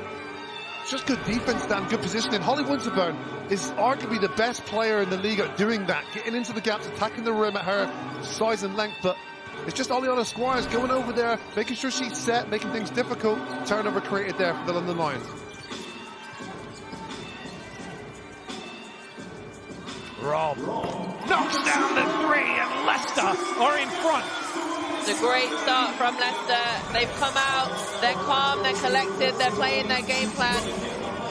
Starting to believe they can win, I think. Knocked away by Kirsty Brown. Well, London, one thing you would say, over the last couple of years, haven't played that many close games. It's not in their DNA, or it's not in their muscle memory. They tend to win big. They do, and you know, it's easy to just get complacent and just think, I step on the court and I win because I play for London, right? So they've got to dig deep here and find something that they're not used to finding. Holly Winterburn certainly is used to knocking down threes. She hits her third of the game. Wow, it's a big one, and Holly Winterburn has had a few of those in the first half where she's responded after a little bit of a run from the Leicester Riders, and the shots like that is what's going to keep London Lions on top. But going back to what you said, Dan, I mean, you got to think as well, this is Stella Kasidu's first big game as well. But when she got here, they were already out of Europe. Mark Clark, of course, was the coach that led these guys to the BBL Cup final. So this is the first big stage, centre stage game that this London Lions team have had. They are winning, but only by 2 right now. Here's Orland looking for another 3 and finding it. Ashley Orland has 16 points. She is firing today. Back and forth, back and forth. This looks like a final. It certainly does. It has a great feel to it as well. Oh, Herbert Harrigan from close range. There's a whistle there. I think it's a foul on the shot. It's a late whistle if it is. Very late, because Leicester Riders were halfway down the other end of the floor. Big mismatch down low, and Oleana Squires, you can see, came down on her there as she shot the basketball. So the foul on the head, and Squires the offender. So Herbert Harrigan at the line shooting 2. This has been a big week as well for the Leicester Riders franchise. The partnership with Loughborough University, they've just won the Bucks Championship. So Coach Kermish Patel would have lifted a trophy already midweek, along with players such as Mackenzie Johnston, Oleana Squires, Kirsty Brown, excuse me. So there's, you know, they've got that taste of what it's like just to win in this week. So trying to carry it on here in the WBBL Trophy Final. Winterburn with the steal. Murray going the long way round and squeezing it in through the foul from Hannah Robb. First time we've seen a little bit of a gap on the back line of the defense.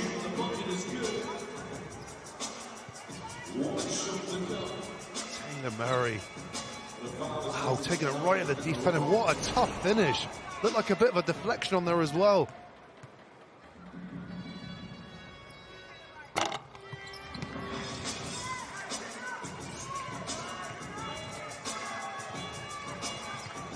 Big screen from Brown.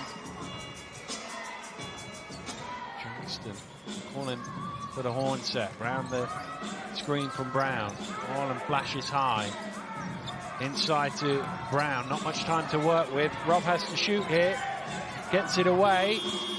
And gets it to go. What a shot from Hannah Robb. Incredible shot clock winding down. Hand in her face. Hannah Robb delivers. Remarkable shot. Hometown gal.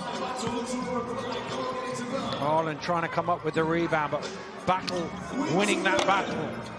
And there is Orland grabbing the rebound. Her double-double now. 10 rebounds to go with her 16 points. Doing everything for her team today. She's leaving it all out on the floor.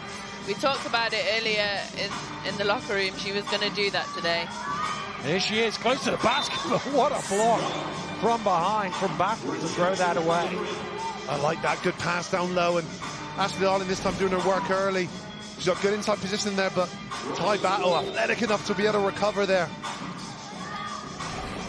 Here's Rob again from the corner this time. It doesn't go. She's too open that time. Look at the speed down court of Murray. Has to circle out, turns down the three. Winterburn wanting the screen. Stepping through the key. Great play from Holly Winterburn. You know, and Holly, she struggled to get her scores today, but she's still getting them, and that's where we see her growth. She's getting them the scores when they need the scores, even though it's been tough for her. Very mature performance from this 22-year-old. Remarkable. She's been around so long, it's easy to forget how young she still is. Herbert Harrigan fires up the three. Squires with the rebound. Good contest there from Ashley Ireland. Yeah, you have to get out on that 50% three-point shooter, Harrigan. Almost stolen away by Murray, but quite hang on to the ball.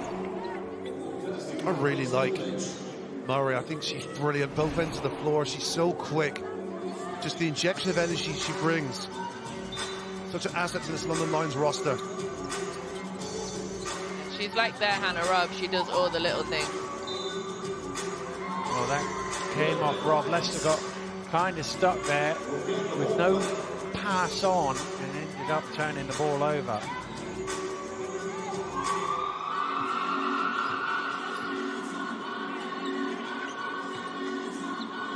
Winterburn knocks down another three, her fourth of the game.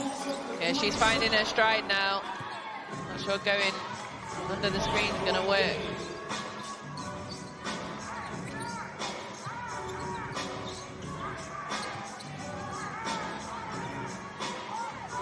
Rob.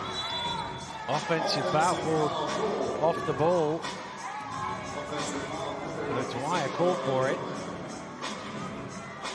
I didn't see what happened. I was ball watching. Dwyer just steps in. Moving screen.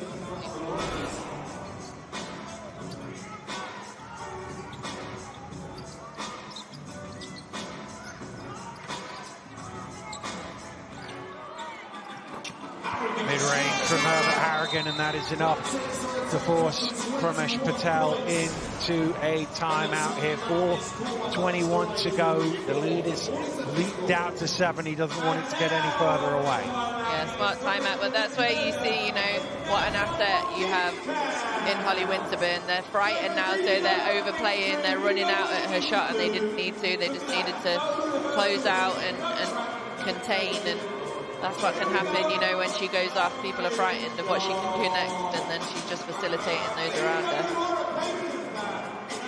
Well, Winterburn has 14 points. Herbert Harrigan has 21, shooting 7 of 10. It's kiss cam. You two are sat next to each other. I hope the camera comes this way. Come on, give me a smacker on the cheek there, Anne. Oh, look, we're no, all it's you meant two. to. It's meant to. There we go. No kiss cam while we're working. No kiss cam while we're working. You left me hanging. Do it at the end of the game. There we go. Here we go, Rob. Here's your moment. Go on. Go on. Give her a kiss. There we go. Well, it's all going on here at the Emirates Arena. And there's somebody who I think it's pretty clear who he's come to support. He's fresh off the set of Braveheart. This game is work for London to do still here in Glasgow, but it is Caledonia who are playing next in the men's game. But there's another great Scottish player hoping to get a win today. Hannah Robb and the Leicester Riders trailing 54-47.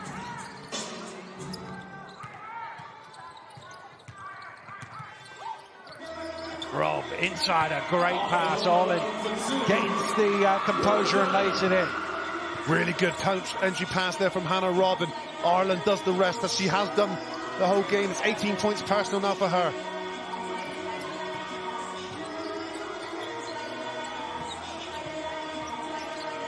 Herbert Harrigan shooting 70+% from the floor.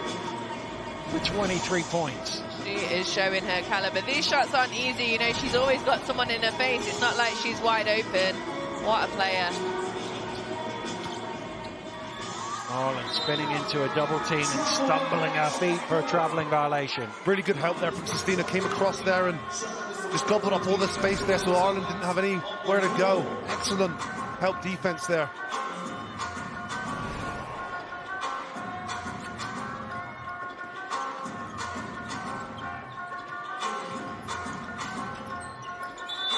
Offensive foul call for a moving screen at the other end of the floor.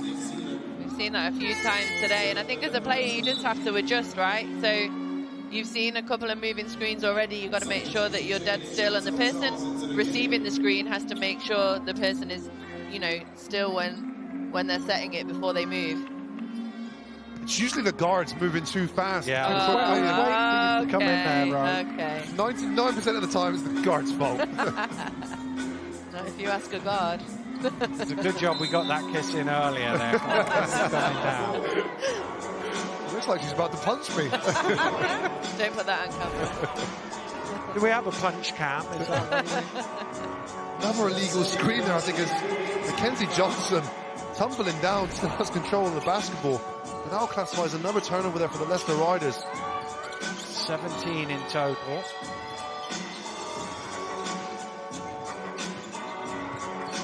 Murray over to Winterburn. Winterburn, deep three.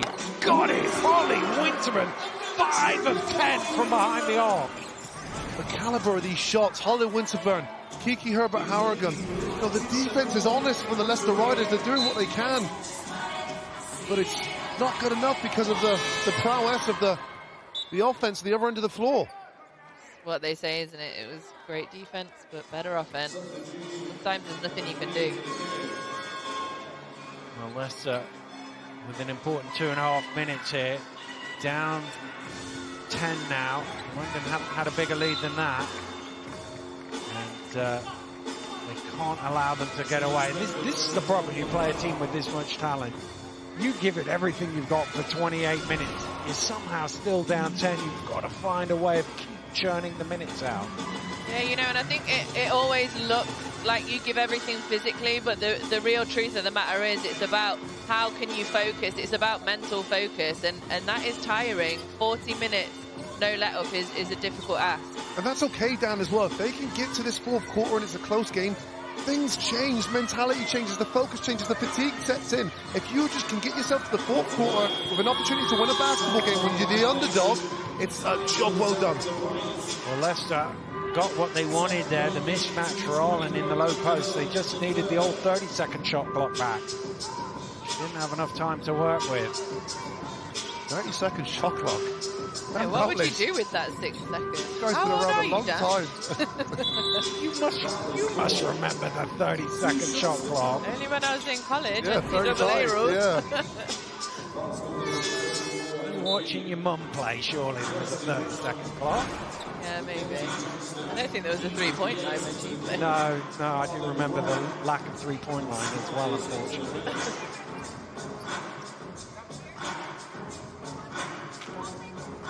Well, as we're talking history, lovely piece at the top of the show about the late, great Betty Cadona, after whom this trophy is named. Of course, this trophy wasn't around when Betty was coaching. But just to put it into some context, Betty won 37 titles. Number 2 on the list won 20. You know who number 2 on the list is? Vanessa Ellis. That's a lot of trophies in that one little family there. Yeah, really, Vanessa's just underperforming, isn't Yeah, it? I know. Isn't she? Barely even halfway there. And as I say, that was in the days where there were 3 competitions to play for as well. 37 over a stellar coaching career. But so much more than just the medals that she gave to British basketball. Nice from O'Dwyer. Really nice. That spin there created so much space, didn't it? And that jump shot's looked very reliable from O'Dwyer so far today. And at crucial times as well. Again and again, she's taken pressure shots at important times.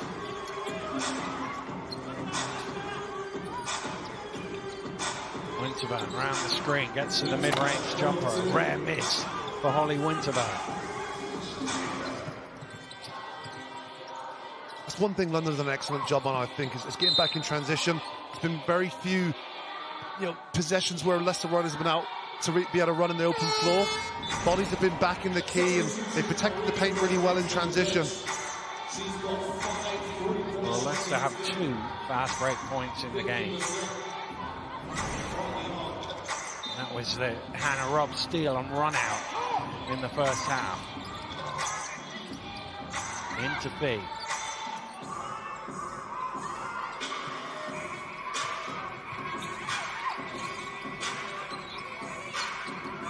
Brown knocked away by Beckford Norton. Here's Charles. And both bodies hit the deck there. The foul is going to be on Brown. And that's what Kirsty Brown has to do. She has to get up on Kiki Harrigan because of the devastation she's caused from the perimeter and a jump shooting today. So, I think intelligent play there from Kirsty Brown, but it's even more intelligent play there from Herbert Harrigan there, because she's the one who initiates the contact and gets the referee to blow the whistle. Whistle? Whatever it is. Buckhorn. Throw a flag like they did in football in the old days. Well, Leicester trailing now by 13 with a minute to go in the third. Holland's going to return to the game. I think what you're saying there, though, and is so important, because Kiki's making it look easy because she's got a really good offensive skill set and she can score from inside and out. But the most important part of that is her decision-making process. Lots of people have great offensive skill sets, but knowing what to do and when is more important. Oh, my goodness! What a block from Herbert Harrigan! Wow, came across there. Man Kiki. Certainly an effect there. Alter ego in full effect. And what a block shot. And again, Jessica Eastforth-Yates. I'm pretty sure that goes in if she's not blocked. Well, she's trying to get another block there as Holland going to the basket. Got to settle this down before the end of the second, not long to go. Well, Dwyer getting a block, but London coming up with the ball. Charles steps into the 3. Okay, good defensive set there. First from O'Dwyer with a shot block, and then good blocks out to secure the defensive rebound. Leicester trying to run off as many seconds as they can here at the end of the third. Pass a little low. Oh, that's not a great foul with 1 second on the shot clock. Oh, it's an awful foul, and that'll take Leicester Riders to the free throw line. Team fouls. There's a really good defense there for about 23 seconds, and that reach in there was unnecessary. Third personal foul on Kiki Herbert Harrigan.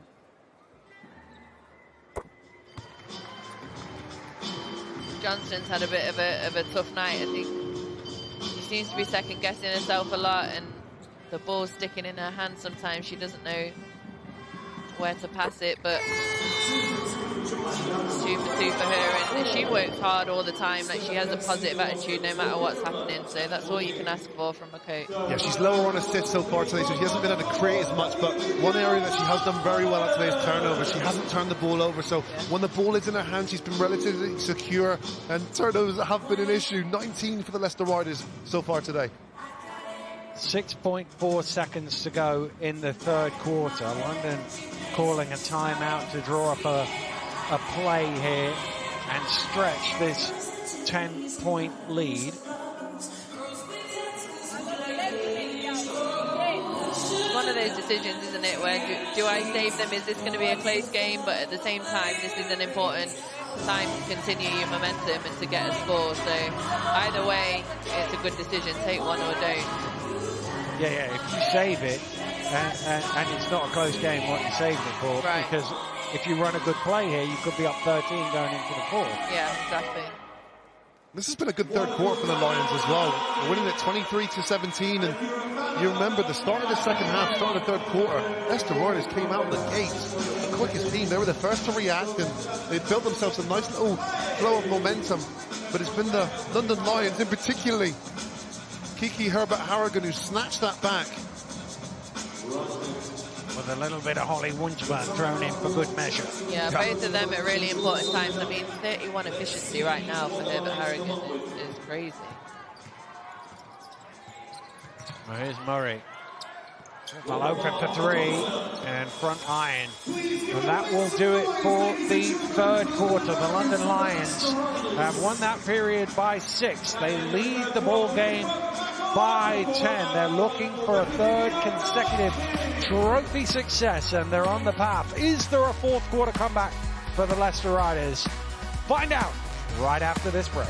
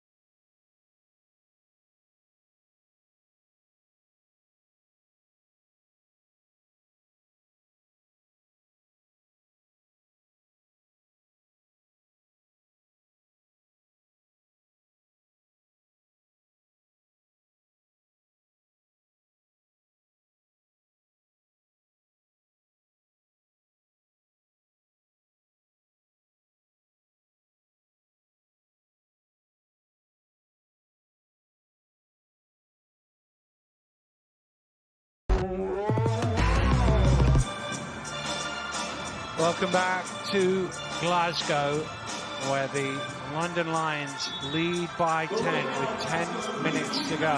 Leicester trying to pull off what would probably be the biggest upset in certainly WBBL history, one of the all-time great upsets if they can somehow find a way back into the lead in this game.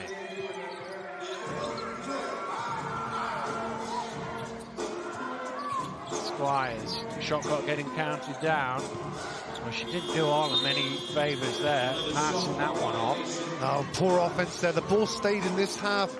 This half of the side of the floor, and they were trying to exploit the mismatch between Ashley Ireland there, and also Fiona O'Dwyer had Shanice Beckford-Norton on her back, which is a significant, height advantage in favour of O'Dwyer, but neither of those options were exercised, and too much dribbling, bad turnover.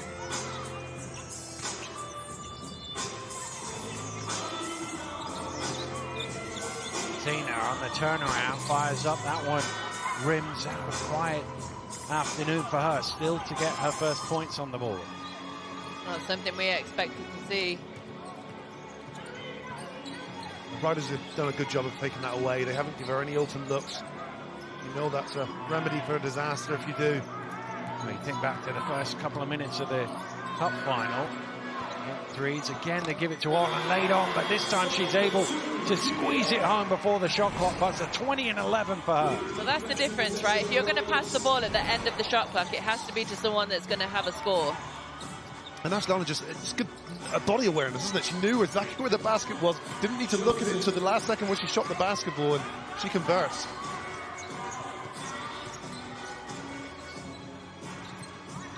Holland this time putting the ball on the floor, driving to the hole.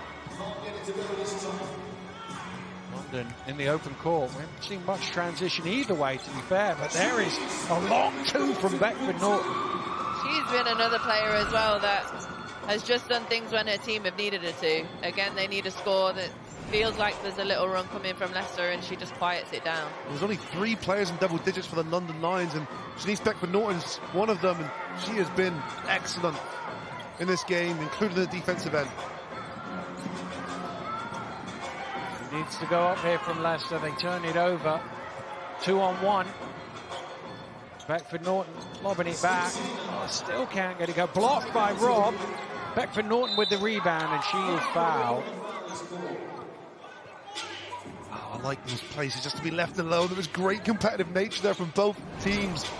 Physical down there, both fighting for the ball. That's an excellent block there from Hannah Robin.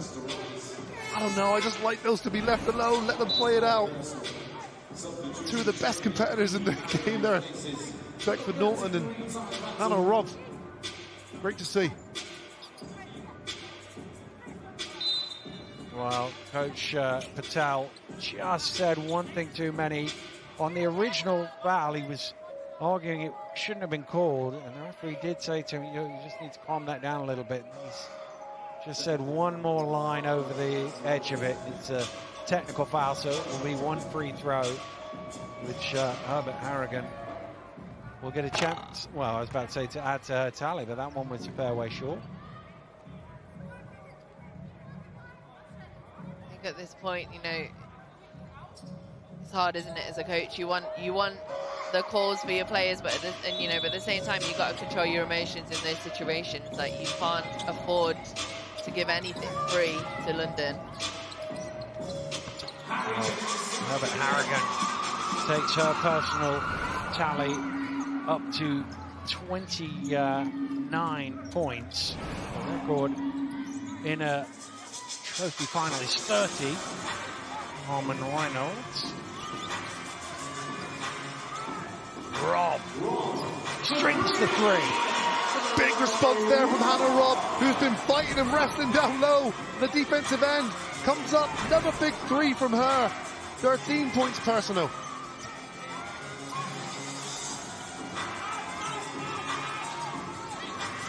Beckford Norton along the baseline into Herbert Harrigan. Shot clock getting low for London here.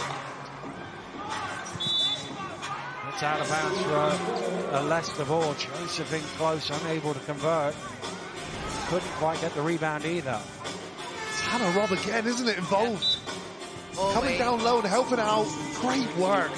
She has a relentless work ethic, but she also has a real natural feel of where the ball is. She's one of those players that's always around the ball making a difference.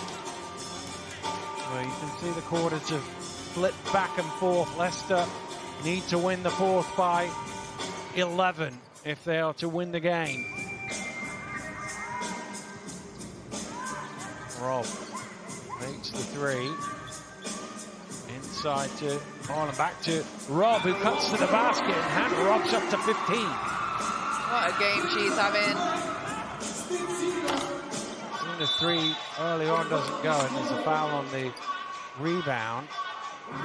That's all you can do with Herbert Harrigan. Like, what do you do to stop her from going for the offensive board? You get yourself in position early, and she's still so athletic, so strong.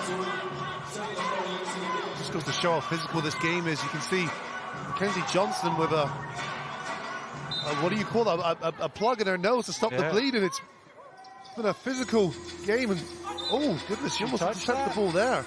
The referees are just going to have a question as to whether Johnson touched the ball or not, whether it just went straight out of bounds. And they're going to say straight out of bounds, so it'll be a Leicester possession. It was like they went over to Mackenzie there and asked her if she touched the ball. No, definitely not. See if we can see it on this angle. Maybe. I'm not sure. Not sure. No, I'm saying it was the right call because it seemed like Kate made the final choice there. Well, you need like a snicko, like you get in cricket there, just to see if it came off the edge of the finger. Little hot spot. Here's Johnson driving in. Rattles out. Holland trying to force that ball away, but London come up with it. Herbert Harrigan looking along the baseline. Leicester out and running. Robb attacking straight to the hole, and Hannah Robb cuts it to a 5-point game with 5:40 to go. And London forced into their second time out of the house. And I love that move from Hannah Robb. It's just the aggressive nature of going route one. She's Beckford Norton, one of the best defenders in the league, is around her, but she didn't care. She went straight for route one and she delivered. Big play. Well, Robb with 17 points and 4 assists. This is where we go back now to that conversation about the timeout at the end of the third quarter for the Lions. It's a 5-point game. They've only got one timeout left with 5:40 to go. If Leicester keep getting some momentum, it's going to be difficult for Coach Stella to manipulate the game in the way that she might need to, should they be able to get there. Yeah, it is. It's a hard choice, isn't it, as a coach? How do I control the game? And timeout is the easiest way to do that, especially in a loud arena. That adds another thing. You can't just shout instructions across, you know. And I think she does have subs. She's got a wealth of experience on the bench. She's trying to put different people in different positions to control the game as well. But so far, you know, it hasn't been the story that we normally see from London. Well, they head back out onto court. They still have a 5-point lead. What we have seen from London today is when Leicester have made their move, London have countered in some way, whether it be a Winterburn 3, whether it be something that Herbert Harrigan comes up with. London have always responded. Yeah, they have, Dan. Is the reason why this is the most winningest franchise now. Looking to break a record and do 3 in a row. Nice. That's a great offense out of the timeout. It really is. A team as well that can follow instructions, and great execution there. Excellent pass and battle there with a tough finish.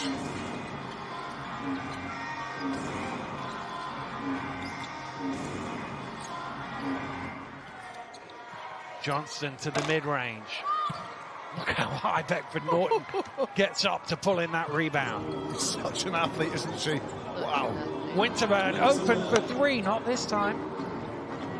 That was it, wasn't it? We've seen those drop, and you know, that extends this lead out, but Riders get to dodge a bullet on that one. Well, fee call for the illegal screen. And they are errors. That's whether that's MFE or whether that's Squires coming off of it. That's an error that doesn't need to happen for Leicester. Unforced. 22 turnovers now for Leicester Riders, and that will be the error, isn't it? As well as they've played today, the effort they've given, it's been the turnovers. Break down there defensively, and that'll benefits.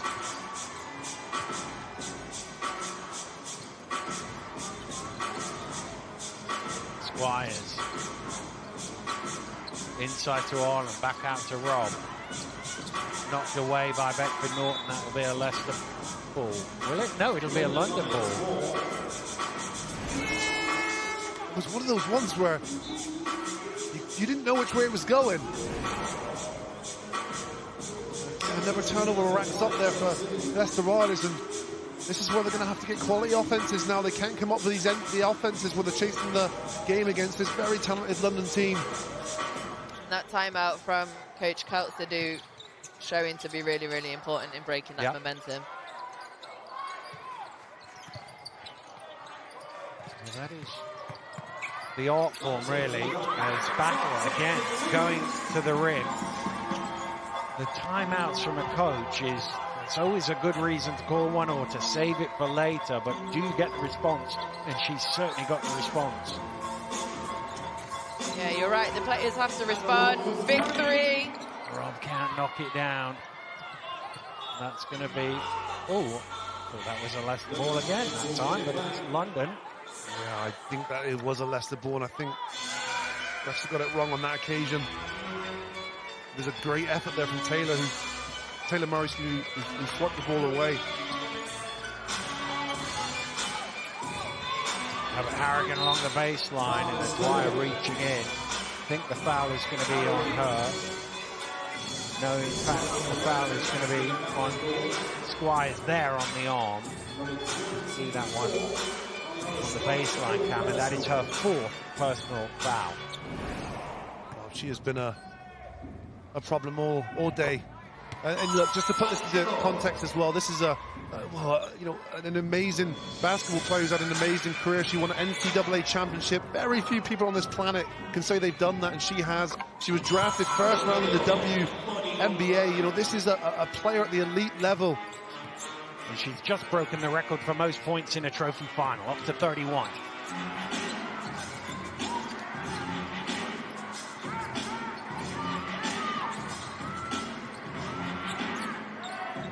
Arlen.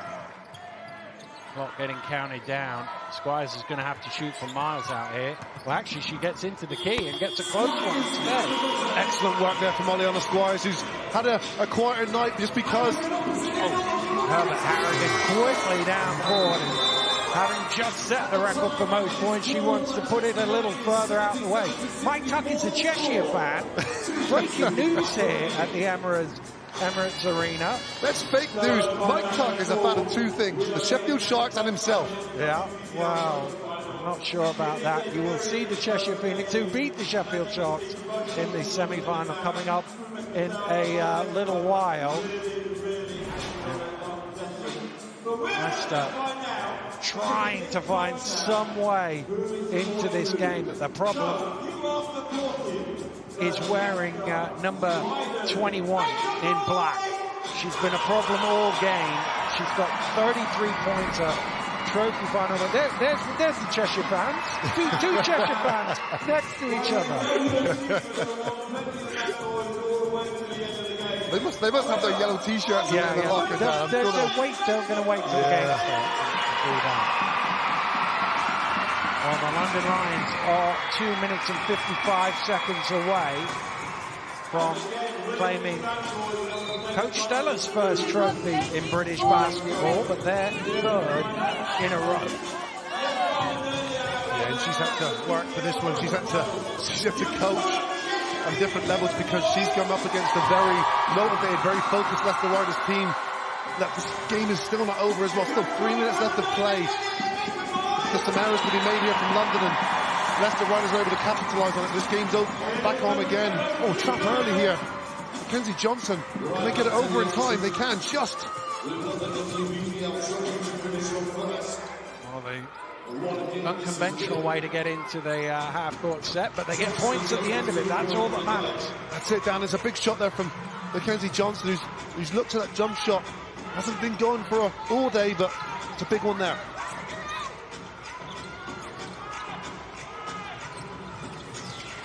Well, Leicester need stops, and they need a lot of them. Winterburn with the step-back 3.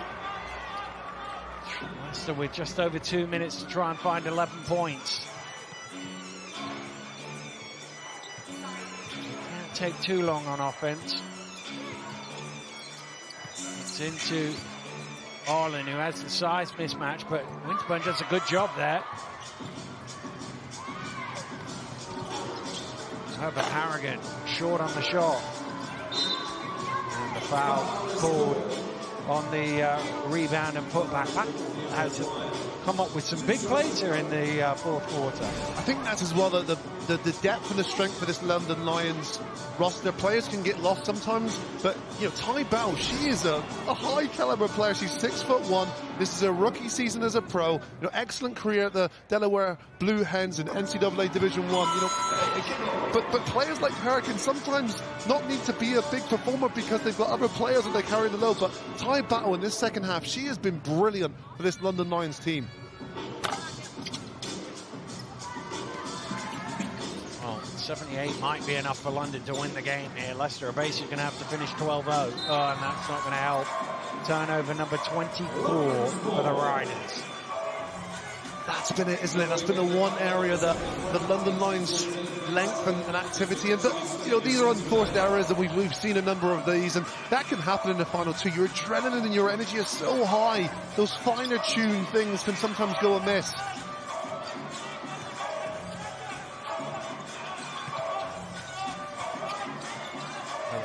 stepping into the mid-range. Another offensive rebound. And we saw in the first half Leicester using the offensive glass as their way of keeping in the game. London now starting to use the offensive rebounding as their way of putting the game to bed.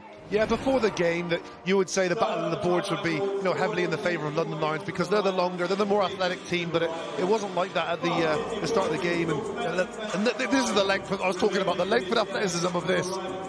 Kiki coming all the way from across to block that shot. That's just an excellent effort play. And what I like about her in that regard is, yes, she's got 33 points, but she hasn't been taking a shift off on the defensive end. Plays like that, it's a complete performance from her. Well, the defending champions look like winning the Betty Cadona WBBL Trophy Final. Will the defending champions win the BBL Trophy Final? A lot of people in here certainly don't hope so, but all of those do. The Cheshire Phoenix taking on the Caledonia Gladiators. That one's coming up in under an hour's time now. And I would imagine that the neutrals in the house will be supporting the Gladiators, but I'm sure we will hear those Knicks fans. What on earth would give you that indication, Dan? Just a guess. Exciting fixture following this one, and this one has been a brilliant fixture. This is, for me, it's been a really enjoyable matchup between the two best female teams in Great Britain at the moment. Number one looks like it's going to get yet another title. Run of dominance began with the trophy, and it looks like continuing with the trophy as Ireland gets 2 more points to add to her tally. A great performance from her, 22 points and 13 rebounds. Oh, she's been excellent. Two best players on the, arguably the two best players on the court in the Star Watch was Ireland and Herbert Harrigan, and they both delivered. Ireland now outplaying the defense on Winterburn. Beckford Norton steps into the long two. Winterburn with a foul to stop the break without making it look like a foul to stop the break. Great heady play. That's exactly it, Dan. It was a good foul as well. Because Leicester Riders were going to push the basketball there. So that's done in a legal manner. Well, illegal, but not an unsportsmanlike manner. Yeah. So we're into the final 45 seconds. And there's another block from Herbert Harrigan. Foul board on the collision. I'll tell you, it's on number 24. What we were trying to work out was whether it was black or white. And it is 24 black. Great block from Herbert Harrigan. It's one of them with 2 players going at the ball. It's whoever gets their hands on it first will draw the foul.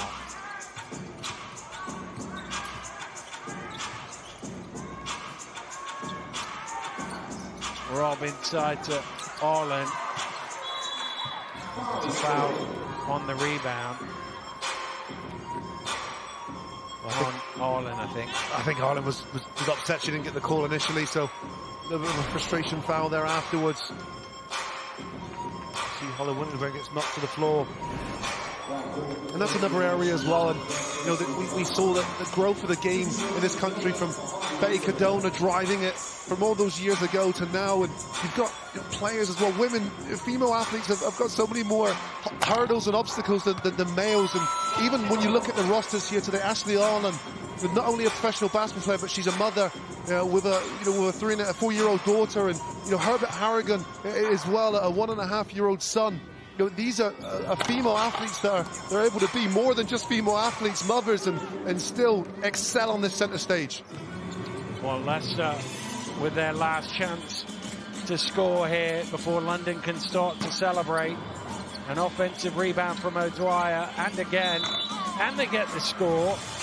And O'Dwyer will go to the line for the bonus. That's a deserved basket as well from Fiona O'Dwyer, who's been excellent today. She, for me, is that X factor. When she turns up to play and she's able to express herself, then this Leicester Riders team are so much more dangerous. She's put in a double-double performance. 10 rebounds to go with her. 13 points.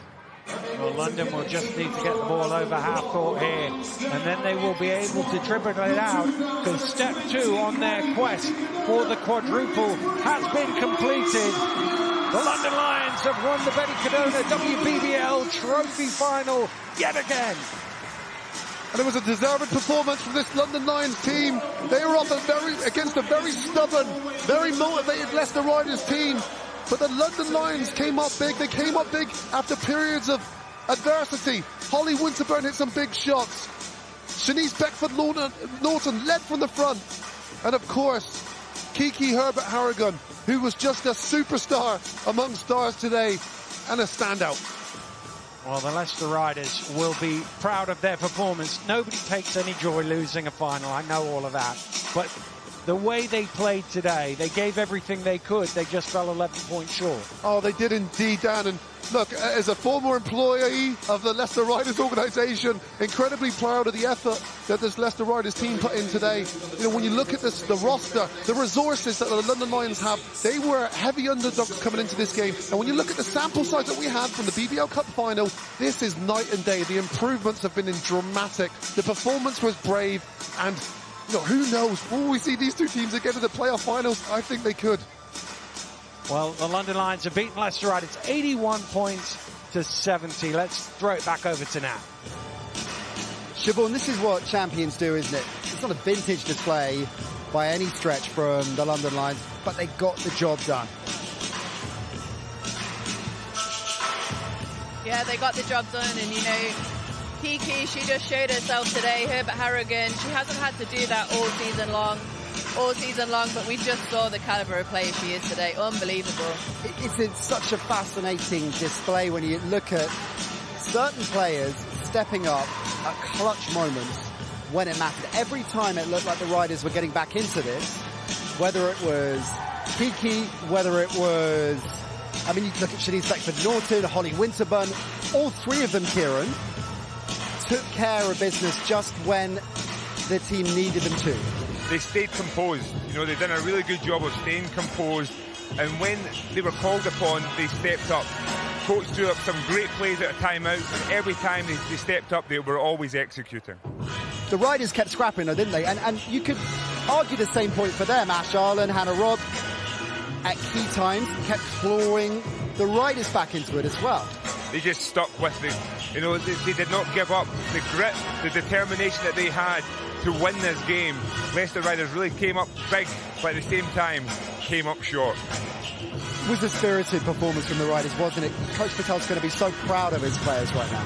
And so he should be. You know, I think they proved to themselves, and they proved to other teams in the league, this team can be played with if you focus, you minimise your mistakes, and you keep to your game plan. How effective was that game plan? Because, as we said, the Lions weren't their usual effervescent selves. That was partly because some of their players didn't play to their typical level, but a lot of it was down to the game plan the Riders had today. Yeah, I think slowing them down is the biggest one. It's the one that Shanice spoke about at half-time. You don't let them get out and run, and they struggle. You know, they struggled against the zone, so credit to Leicester, they did all they could today. When we were watching the final stages of the game and it became clear that there one too many comebacks for the Riders, you made a great point to be watching, saying this performance from Leicester is going to give the rest of the league spirit and hope that you can run with this Lions side. Look, they lost one game, okay? They lost one game to Caledonia. They are beatable. And I think today is testament to that. They can be beaten when they're possibly having a bad day themselves, but they can still be beaten if you play the right way. What will the Riders collectively take from this performance, looking ahead to this rivalry that is inevitably going to be rolling for years to come? Just, you know, to reiterate what Siobhan was saying, just the confidence in themselves, the belief that they can compete for championships. So, you know, they've got a lot more silverware to play for, playoffs to come up. That's going to be the focus. The Riders players getting their runners-up medals. They should be very proud of the way they went toe-to-toe with this formidable London Lions side. The Lions getting ready to get their hands on the Betty Cadona WBBL Trophy. So I'll hand back to Ant and Dan. Thank you very much, Nat. Yes, Krumesh Patel and his team can indeed be proud of the effort that they put out there, but finals are about the winners. Finals are about the celebrations. You've been there yourself. These are the moments that you play for, the moments that London are about to enjoy yet again. They are indeed, and of course they'll stay in the record books. You know, the only team to win this competition 3 times in a row was, of course, the Leicester Riders. Now the London Lions have etched their name in the history books that you so graciously look after us for us, Dan. But you're right, these are the moments that you can look back on, and you know, no one can take these moments away from you. And as a retired player, you know, for many years now, you know, I look back on those memories and they're priceless. A lot of people don't really think about all the work that goes into the build-up. We look at the roster and we go, oh, these are all great players and, you know, superstars and blah, blah, blah. But the effort that it takes to get to as good as they've got to and to be able to perform on this stage. Oh, you know, you couldn't have put it any other way, Dan. I mean, of course, the effort is every day that the cameras don't see, the social media doesn't always post. And what I would say as well is the selflessness. Okay, so you've got a really talented roster here that pretty much everyone on there feels that they can average 20 points, you know, in this British Basketball League. But they sacrifice shots, they make extra plays for the greater good of the team, and that's I think the key to this particular group and what they've been able to do this year. Oh yeah, that is the other thing that we can't forget of. Any one of these players could be a superstar. Last trophy final medal for Azania, and I think she's retiring because they can't get the medals over her hair anymore. It's a very full hairstyle. You're right. But she'll be, of course, you know, she'll know that her days are literally numbered now as a pro, you know, basketball player. So, you know, these are the ones that mean the most as well, you know, at the latter stage of your career. Well, we've got the MVP award still to be made. Can't imagine who it might be, Ant. Well, unlike Siobhan, I can't see into the future, but I'm going to go ahead and put my neck out there and say that Kiki Herbert Harrigan is secured MVP of this game. Certainly has, with a trophy final record, 33 points. And she did it efficiently, also 7 rebounds as well. Just an absolutely outstanding performance for our MVP. She was great, and you said it, Dan. She did it efficiently. It wasn't one of those ones where, okay, I'm going to jack up 20 shots today and get my numbers because I'm talented. She did it within the team ethos, and she did it in a way as well that she wasn't taking a time off on the defensive end. We've seen plays from her that spurred her team on the defensive end as well. 33 points from 16 shots. Here is the moment, though, for the London captain. Shanice Beckford-Norton poses with the chair of the WBBL Jim Saker. And now she will turn to her teammates and goes with the quick rock because the London Lions are the trophy champions once again. Well, and here's where legacies are started. You got to win the trophies to get your name in the record books. And they're certainly notching those up. It's been a remarkable haul of trophies, the quadruple last year, and they're on pace for doing the same this year. Well, 2 out of 2, and a first one for Coach Stella since taking over. I'm sure she'll be delighted to have that first winner's medal in her hand. Oh, I think so. I mean, we said it, didn't we? This is her first big game for her. You know, after the transition from Mark Clark, who created this legacy here, who's a big reason of why, you know, we say that London Lions now associate that with championships. So I'm sure Coach Stella will be, you know, over the moon. You can just see as well, some of it will be joy for her, but some of it will be relief. She's taken over a really, really high expectation job here, and she's been able to deliver here on her first, I would say, real ask of her. Well, 2 trophies in the bag now for London. Their aim is they're halfway there.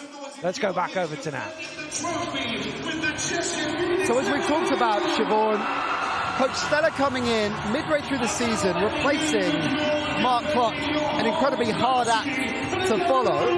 We expect, given her pedigree and given the talent that's obviously apparent in this Lions side, she'll win more trophies. But how special will today be for her? It'll be big for her, you know, and I think for the players too, they've built a really good relationship with her, and you know that they say she's a player's coach, and I think they will enjoy it with her as well today. Elaborate on that. What makes a player's coach? I think they feel that, you know, she's with them all the time. So one of the things that the girls said to me was every single time we have to be in the weight room, every single time we have to be somewhere, she's there with them. She talks to them, she asks what they want to do in certain situations on the court. So she knows how it feels to be where they are, and you know, they appreciate that. Well, they certainly stepped up for their coach today. We'll hear from Coach Stella in just a moment, but first up, let's hear from our MVP, who's courtside with Mike. Kiki, congratulations. Outstanding performance from yourself today. 33 points, record-breaking performance. Let's get your initial reactions. I was just, happy to be out there competing with my teammates. They were looking for me and getting me in positions where I'm good at, so, thankful for that, and shout out to my teammates and my coaches. And you guys protected the title, the third consecutive Trophy Finals winners. How important was this win for the team today? It was very important. We approach every game the same. So this one was no different. So, we just went out there and, you know, play how we play and do what we do. It was a close affair in the first half. Did you guys ever feel like you're on your heels? No, we just stuck to our game plan, and we knew the stuff that we had to, you know, tighten up in the second quarter and coming into the second half. So we just, you know, went out there and did that. And a first trophy for your newly appointed coach. How big of an impact has she had on the team so far?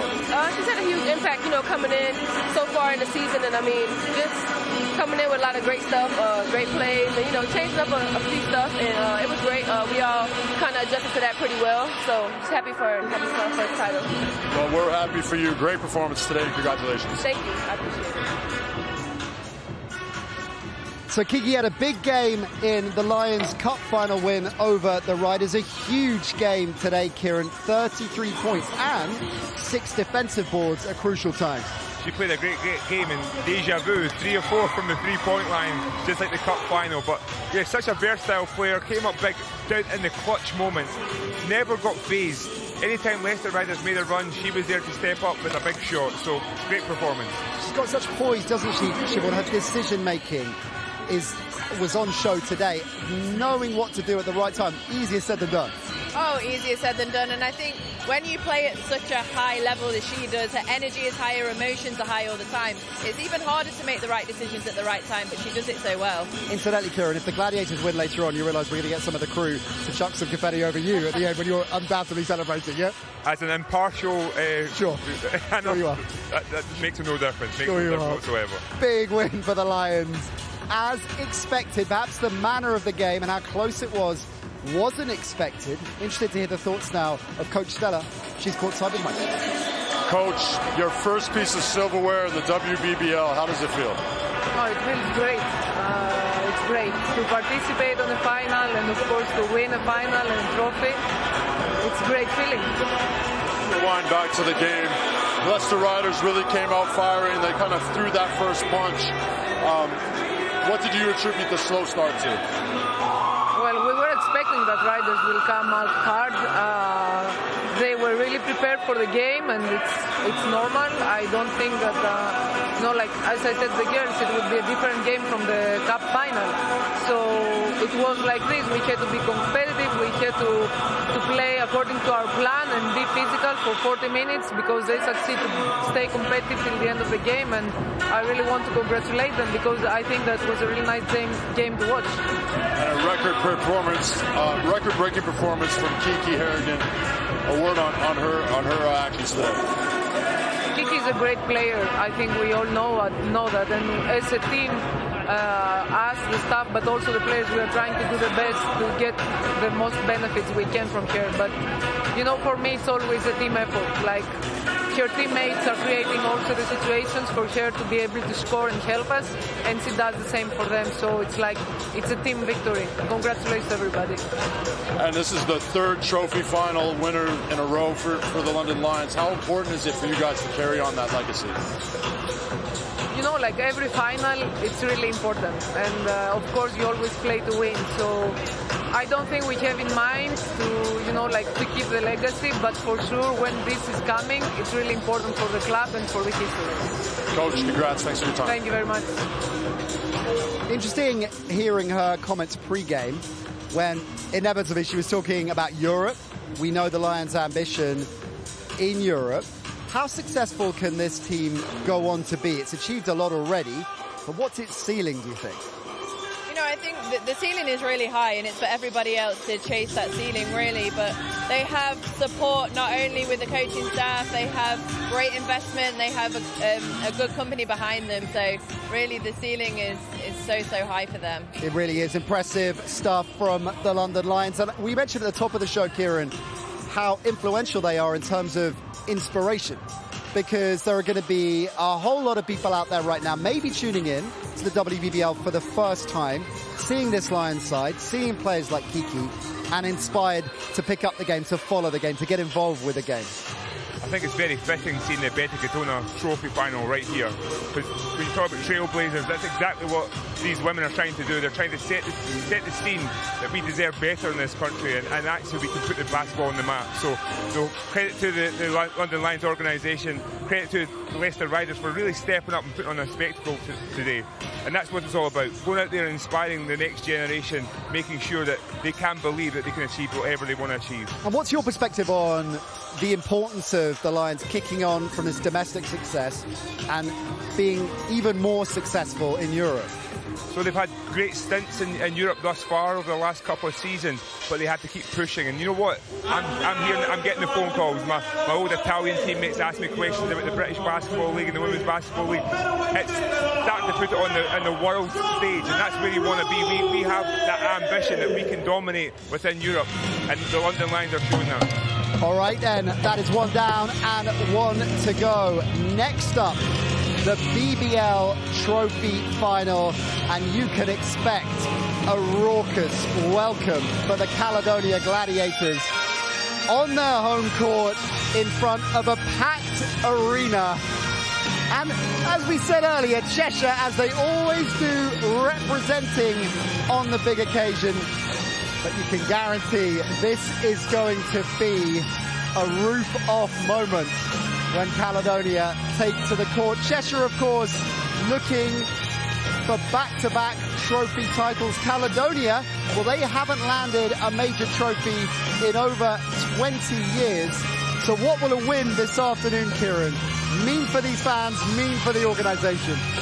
You see the crowd right now. That'll mean us so much. You know, they're fighting to be a contender in this British Basketball League. What a way to solidify that by winning a trophy. The ambition of this club is something we talked about at the top of the show. There's going to be a new arena.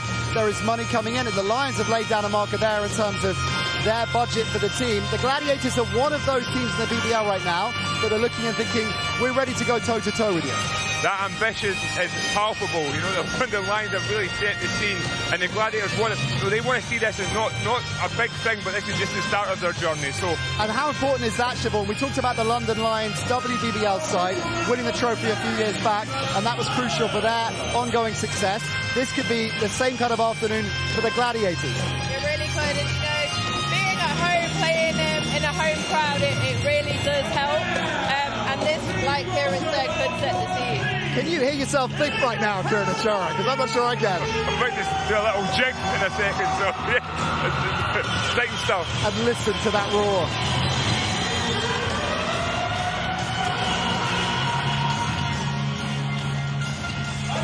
Johnny Bunyan, who's been with the team for so long, some would say the heartbeat of this side, as the Cheshire Phoenix players take to the court. And as I said, Phoenix faithful here in full effect. They are not going to go down quietly. Larry Austin, their talisman. These are the trophy champions. They are looking to double down. All the build-up to the men's BBL Trophy Final is coming next.